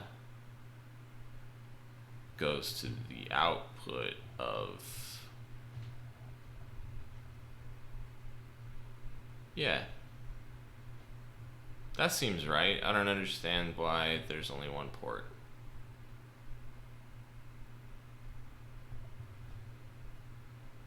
In data, in ready. This is so annoying because I know it's just like one word is wrong somewhere. I like used the word data too many times in quick succession. Or maybe it's not. You know what? I mean, I think I'm probably just going to move along and start implementing more functionality, because whatever is going on here will make itself very apparent when nothing works later, and then I'll have more clues to go off of than just stare at the code until it makes sense to me, which could take forever, and you guys don't have that kind of time. Okay, so first of all, if we look at our beautiful diagram again, we've got data coming in to the system. We've got it flowing into, there's a FIFO in here. That should be in place. Yep, we got a FIFO. We load it in when we're triggered. Data come out, goes to the ILA. So the first thing to do would be the ILA serialize module that just like chunks stuff up and feeds it to the sink to pull out. Now it's worth taking a minute to think about design here, because we've got multiple FIFOs coming in, and we've got multiple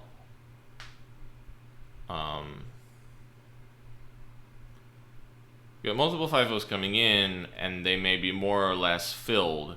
We don't necessarily, well, maybe we do want to wait until the FIFO is completely full to trigger.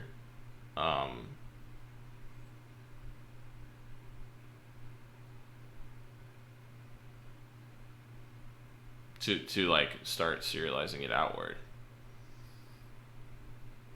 because there's two schools of thought here, right? You can wait until it's fully been triggered and then write out the whole burst all at once as one uninterrupted packet on a single clock domain, or you can take them sort of as they come and write things out in an arbitrary order. If you do that, you need to tag every byte, every output symbol, to tell you which input clock domain it came from, and map it back to the signals. You probably want to maintain that information about like what signal is this anyway, because you need to be able to actually decode the thing on the other end. So,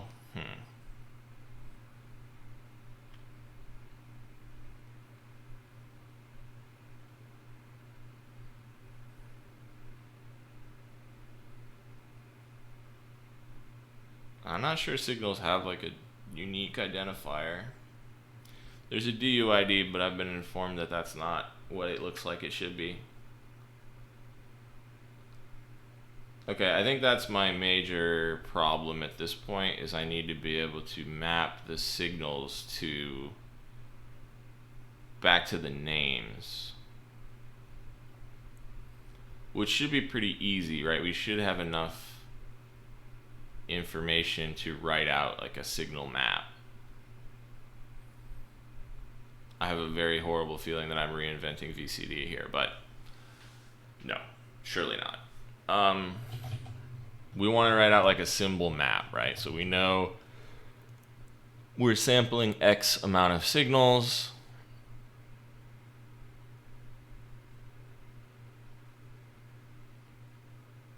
We want to know, what do we want to know? We want to know the name of the signal.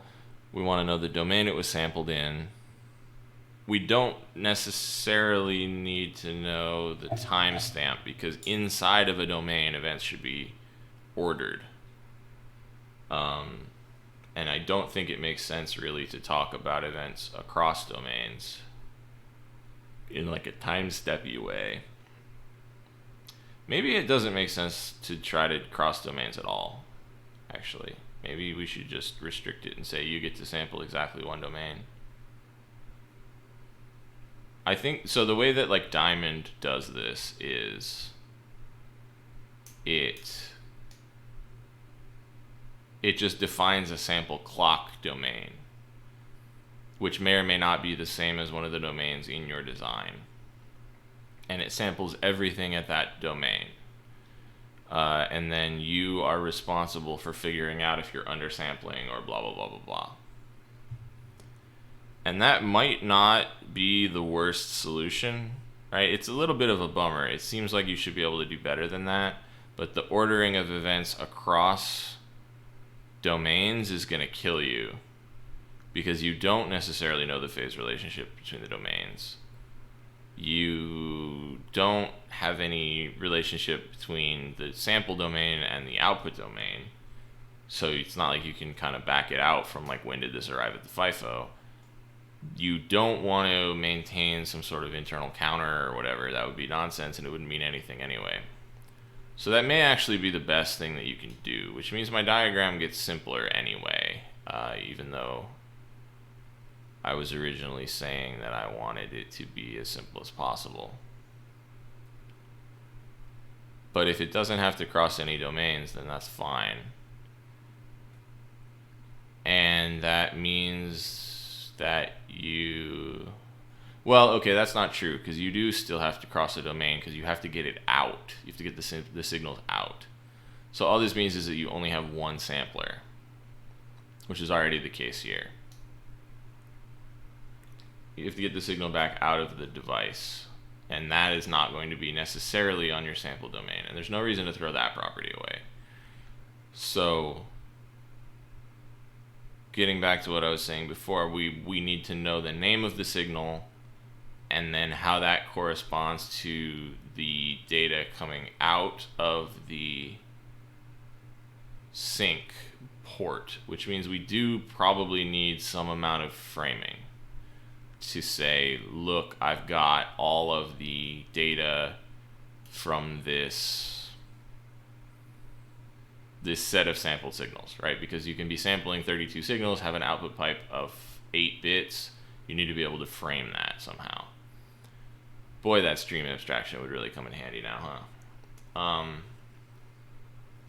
But I can just throw an SOP EOP packet signal on there, and then we can frame the packets, and then we can write out a map that says, within a packet, here's what the signals correspond to.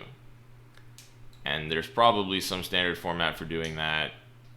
I'll probably just use JSON because we use it all over the place anyway. But it will just give you bit indexes and then name of signal within the packet, and then the packet will be framed relative to the depth of the width of the output sync. System RDL. I'm kind of familiar with the existence of System RDL. It always seemed much more focused on, so I'll just pull this up so you all can see what Popey just linked to me. Page 43. Wow, page number references. Is this real page 43? Real page 43 or PDF page 43?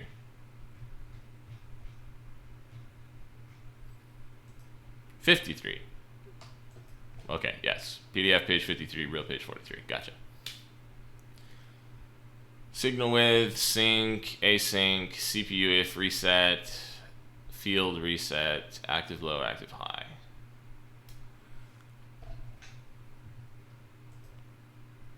A signal is a non-structural component used to define and instantiate wires as additional inputs or outputs. Signals create named external ports on an implementation and connect certain internal component design properties to the external world.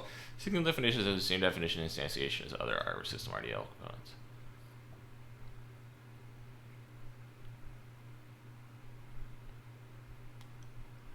Okay, so you have this like address map, and then within that you have signals, and you have a width. And I assume that this like defines a packing. Is that what you're saying? Like, if I had like signal width 8 and then signal width 16, then those would necessarily be in like LSB to MSB order.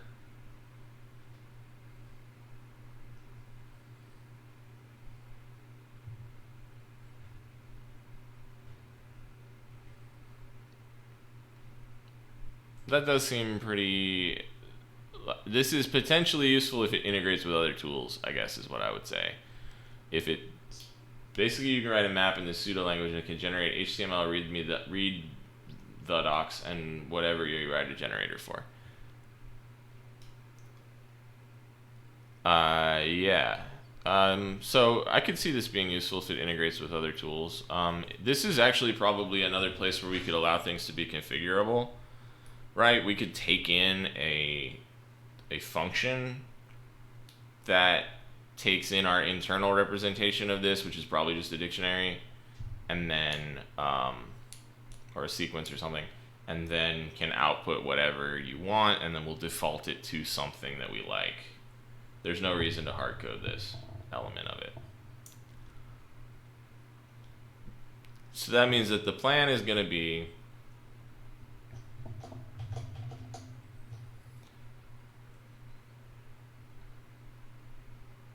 signals come into the sample domain, get sampled into the FIFO.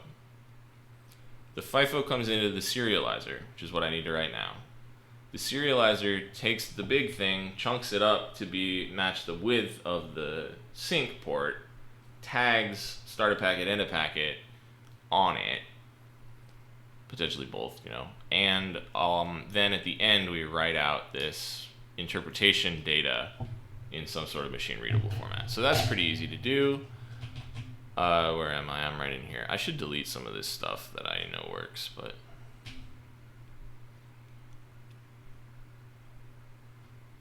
all right, so what we want to do now is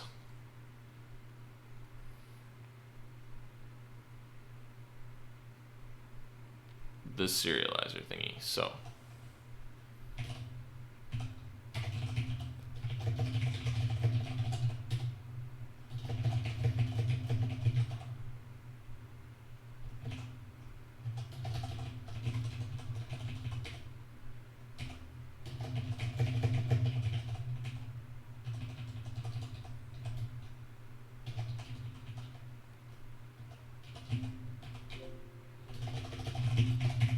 the input width is equal to that, and the output width is equal to that. There's not actually a reason why we need to go through all of that rigmarole, but whatever, it's fine.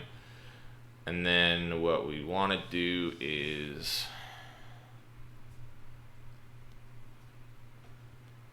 I don't even know if there's a purpose really to, I mean, it's basically just serving as a record.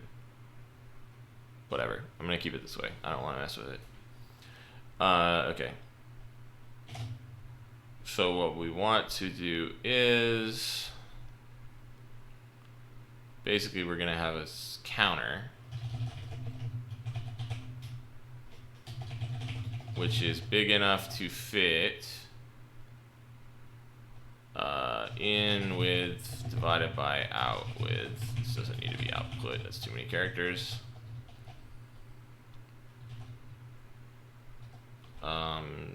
Does it need to be literally that big?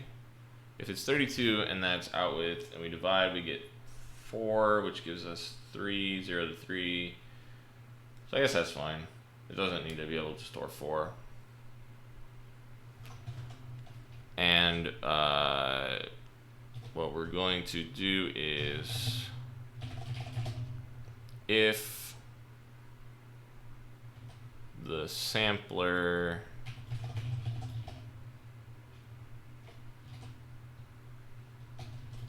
okay, and again, we're going to get rid of the list part of this because it doesn't make sense anymore.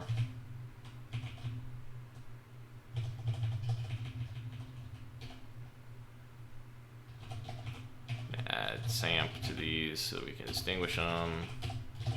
Let me just get rid of that list part real quick.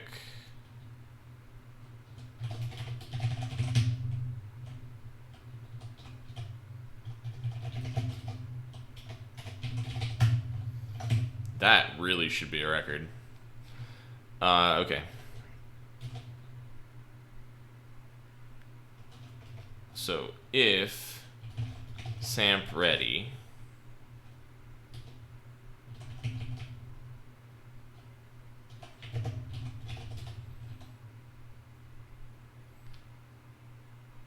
for that in with out with division, should that be floor division? Yeah, probably. Which means actually what it needs to be is ceiling, because it needs to be able to fit at least that much, right? Like if it was, 25 inputs. Yeah, so it's math.ceil is what it actually needs to be. Thanks for the pointer, Arlie. Appreciate it.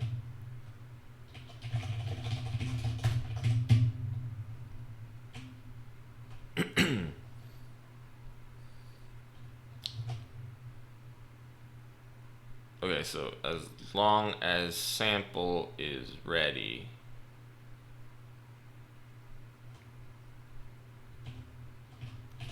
well, okay, so first of all,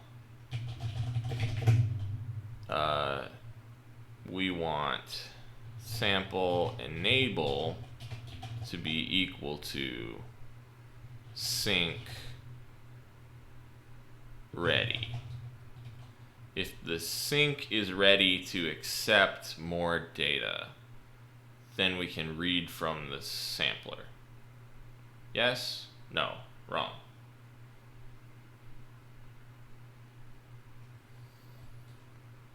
No. No. That's not right at all. Sync ready and counter equals... Isn't there a way to get like a signals max?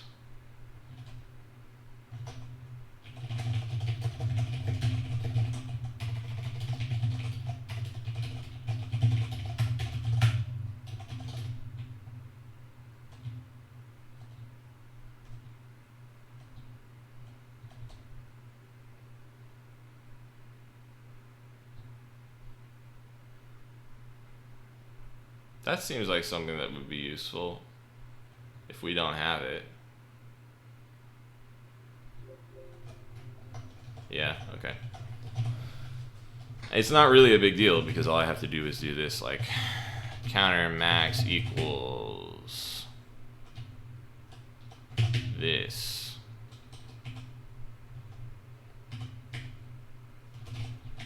Counter max. Okay.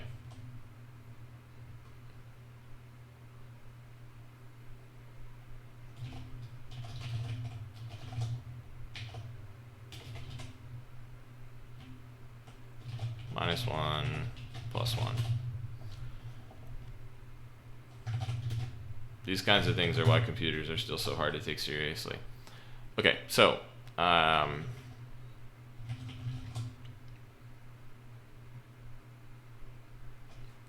we want to enable the sample if the counter is at max and the sync is ready for data. Then we want to advance the sample FIFO.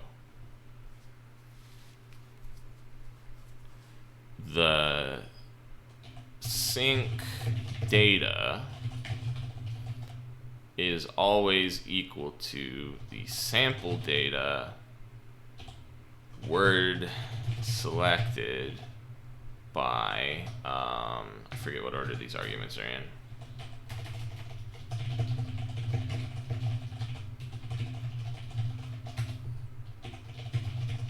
Word select, offset, then with. Okay, so offset is counter.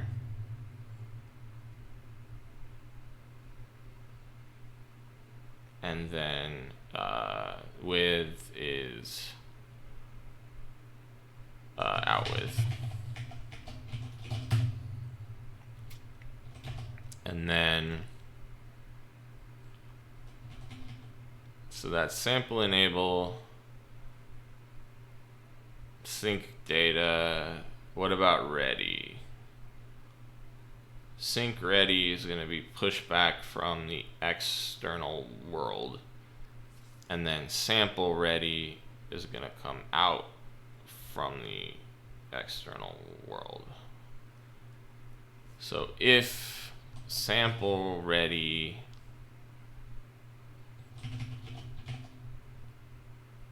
and sync ready, then we want to advance the counter.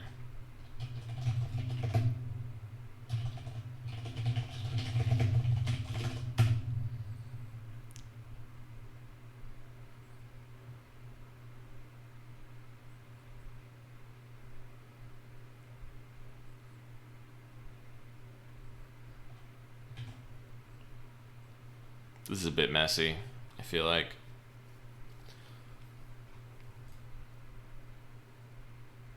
I should maybe have just written this as a state machine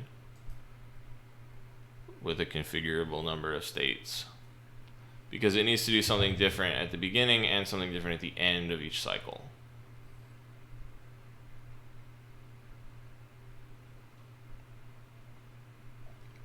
Does that cost more? It shouldn't, because the state machine should just represent as a counter anyway. Okay.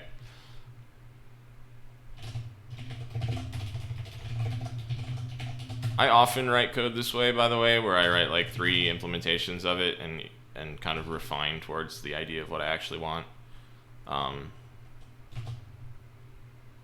It's not really like the most efficient way maybe, but okay, so we do want these, and then state 0, or start maybe is better.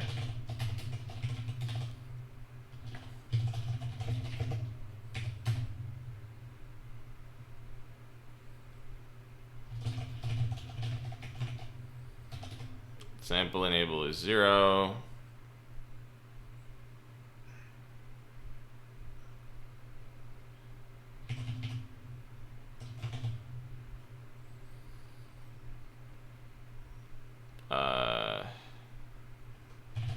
Sync data is sample data up to out with.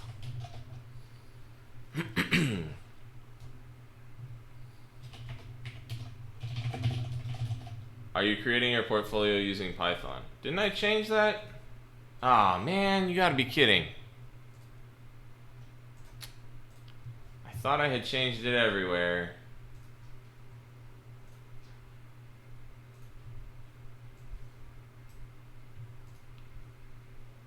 I never hit the update button. Oh no, I typed it into OBS and never hit the update button, which means everyone got a very confusing go live notification also. Sorry about that. Awkward. I are good at computer. Okay. If sync is ready, next is gonna be if I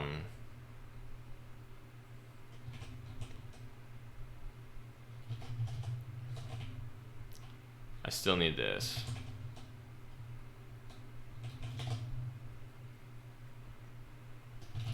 If counter max is greater than 1,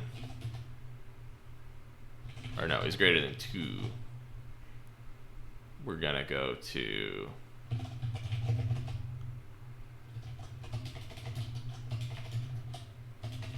count 1. Elif counter max is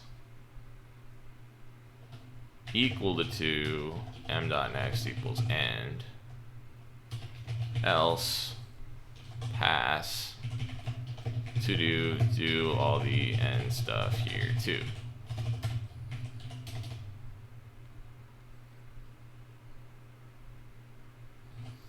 Right, because, okay, so sample data is an output to me, sample ready is an output to me, sample enable I have to drive, sync data is an output from me, sync ready is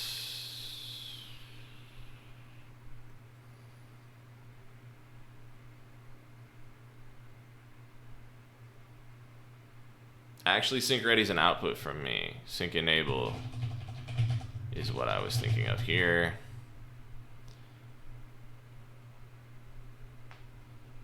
And sync. So in this state, sync ready is equal to sample ready.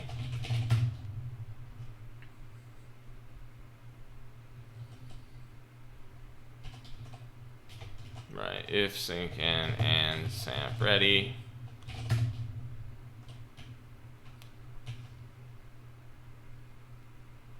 Then we do all this junk. Okay. m dot state end. Let's do the end one first. So for the last one,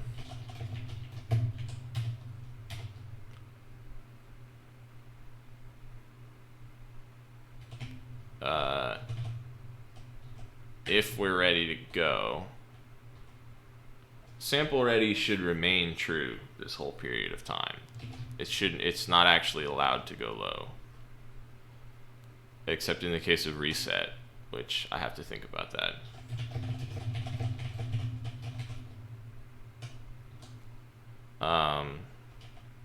But in that case, if it's enabled, then we do actually want to advance the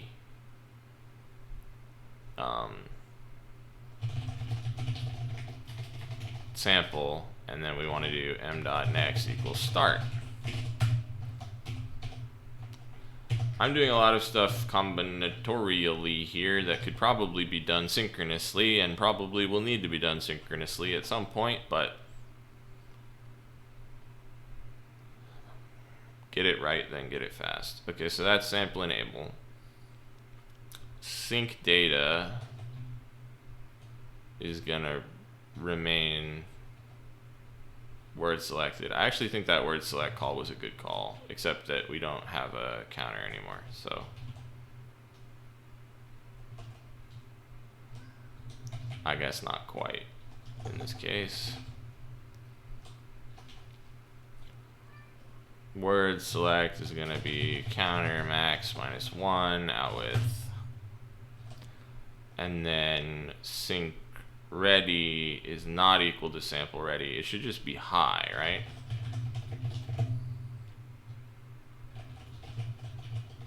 Dot equals 1.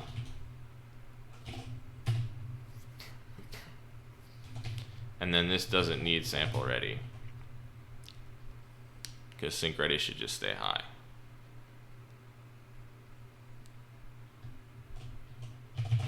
Okay.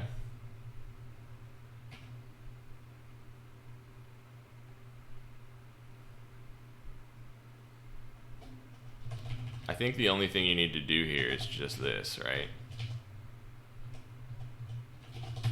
And it'll just sit in here forever. There'll be an unreachable state, but that's not a problem. Okay, and now we need to do for I in range 1 to counter max minus 1. Assert I is greater than 0. And we want to do with m.state count I.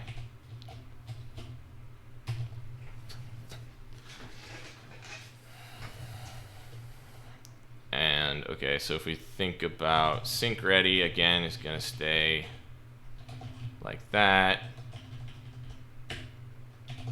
It's going to stay at I. Yep. And then again,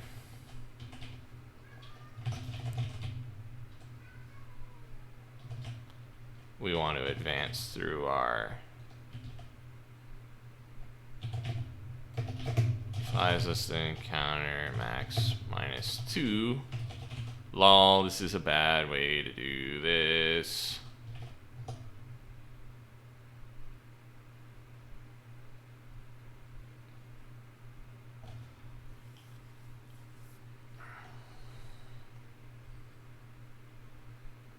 I feel like I might be missing a thing in here. Let me think through it for a second.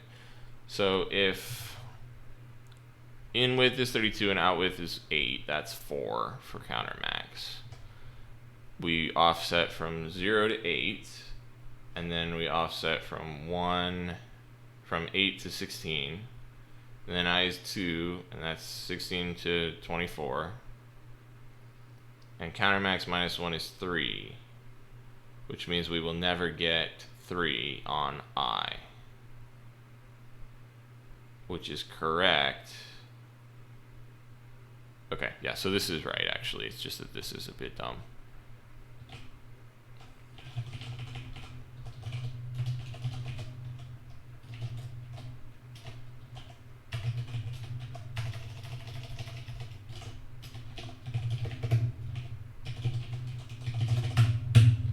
This is fundamentally equivalent to what I was trying to write with the counter, but the counter was getting my brain all screwy, and this should just work just as well. Hopefully.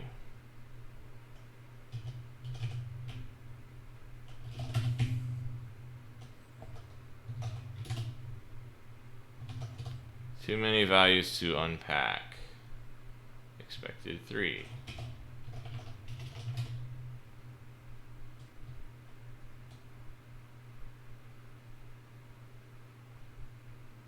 Well, for one thing, this shouldn't be a... Yeah, okay, that's why. That's actually the problem, is that it still is expecting a list. Okay, we got something. Let's see what it is.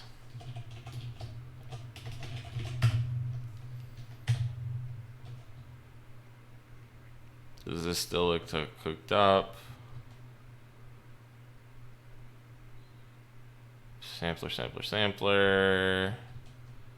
Sync, sync. Why is the data just going away? Data, sync data. Goes through there. Yeah, so sync data doesn't go anywhere, I don't think.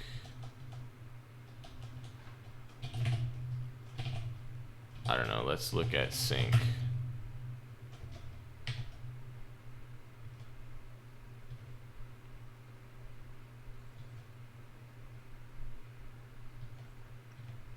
There we go, top.sync. Assign data equals and1. And 1 becomes \2.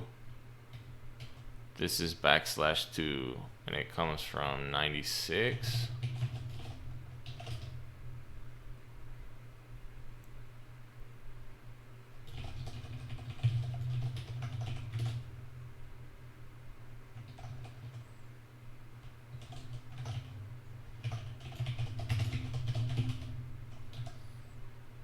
I'm obviously passing something wrong.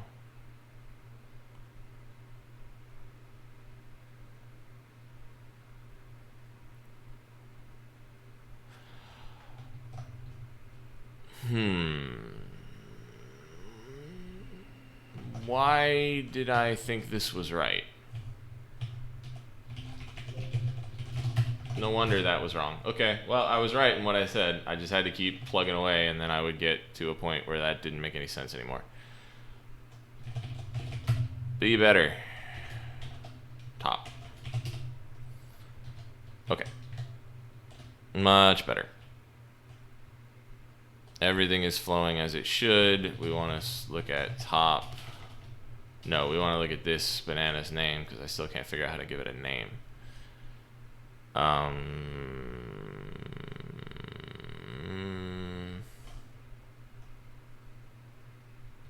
This is like doing some stuff, which is cool. Alright, and now we want to also invent ourselves in sync. SOP, EOP.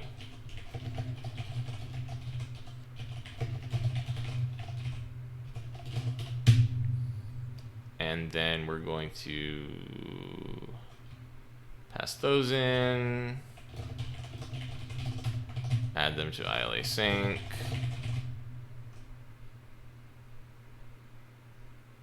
Oh wait, you know, we don't actually need to do that, do we?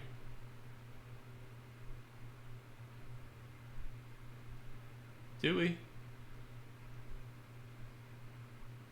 Yeah, alright, whatever. This way will work. The other way would probably also work, but...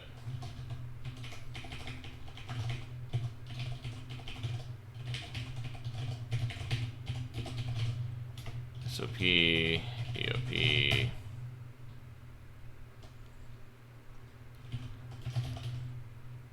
Oh, and then it does need a self.sop, self.eop, and then self.sop.equal self.out sop, self.eop.equal self.out eop. And then in here, when we do our FSM,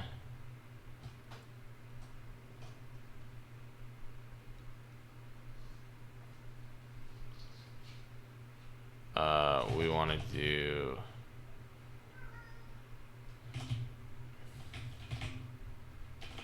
SOP EOP right here, and then we want to do SOP.equals 1.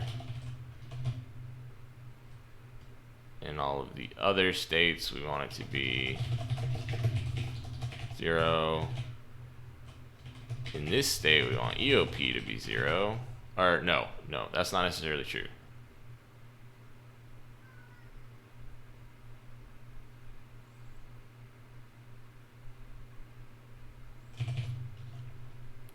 If counter max is greater than 1, EOP.equals 0. That's what we want. If you're in this state, you want both SOP and EOP to be 0. Yes, this could be a cleaner formulation. It's fine. And then in the end state, if you've made it this far, you definitely are not at a start of packet, but you are at an end of packet. No attribute out EOP because I missed an underscore here.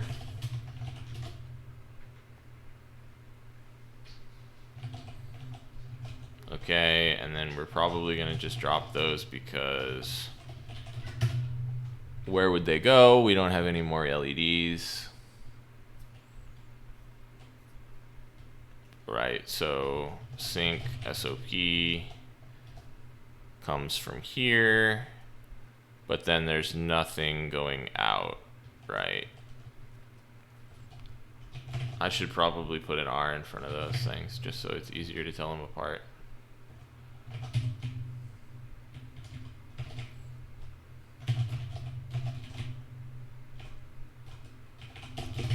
Yep, and then, okay.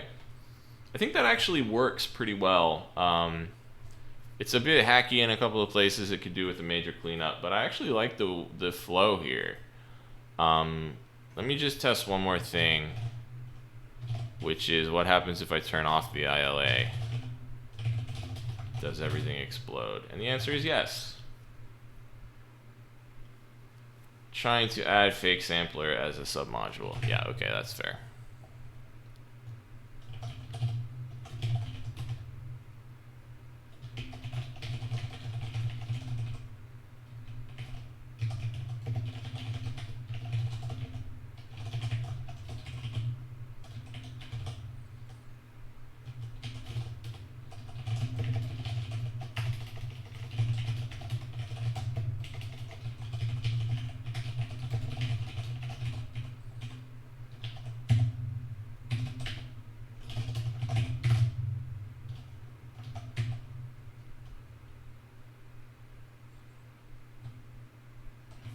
Okay, so we're just going to fill all of these in so that things don't explode. We're just going to go ahead and grab all of these and dunk them in here. Oh, and then this will be again with equals 8. Doesn't matter.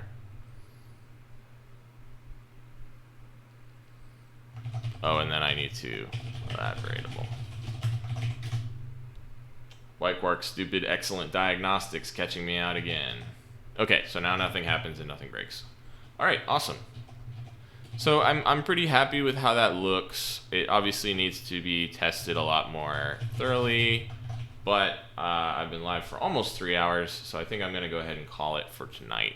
I feel like we made some good progress. It was a lot of bashing our heads against the wall. I didn't really have the understanding of nmigen internals that would have made this a much more trivial change, but I'm pretty happy with, figuring it out, trying some things, seeing what works, learning by doing. I think this is one of the best ways to explore a complex system that you're not already familiar with, is to just like kind of hack at it and see what hacks back. So I had fun. I hope you had fun. I know that, you know, it's not always the most interesting to watch somebody struggle, but I appreciate you sticking with it. I think it's important to kind of show the reality of development is often struggle, and it's not always, flashy tech demos. So I try to make my streams real in that regard. I appreciate you coming by, everyone who stopped in. If you want to follow, that would make me very happy. You could even subscribe if you're feeling exceptionally generous. You can follow me on Twitter. You can find the rest of this stream and all previous streams on my YouTube channel, which search for Andrew Weigel on YouTube. I think !YouTube might bring it up in the chat. This code, I don't know if it'll ever go into nmigen proper, but I'm gonna, kind of continue the process of trying to pull it in. You can find the other code from the other streams on my GitHub, github.com/aweigel. Again, I really appreciate you all stopping by. It really means a lot to me. I have a good time spending time working on stuff in public and talking with folks. So it means a lot to me. Yeah, that's it. Thanks for coming by. I'll see you next time, hopefully this weekend. I meant to stream last weekend, but stuff happened. So hopefully this weekend. Bye.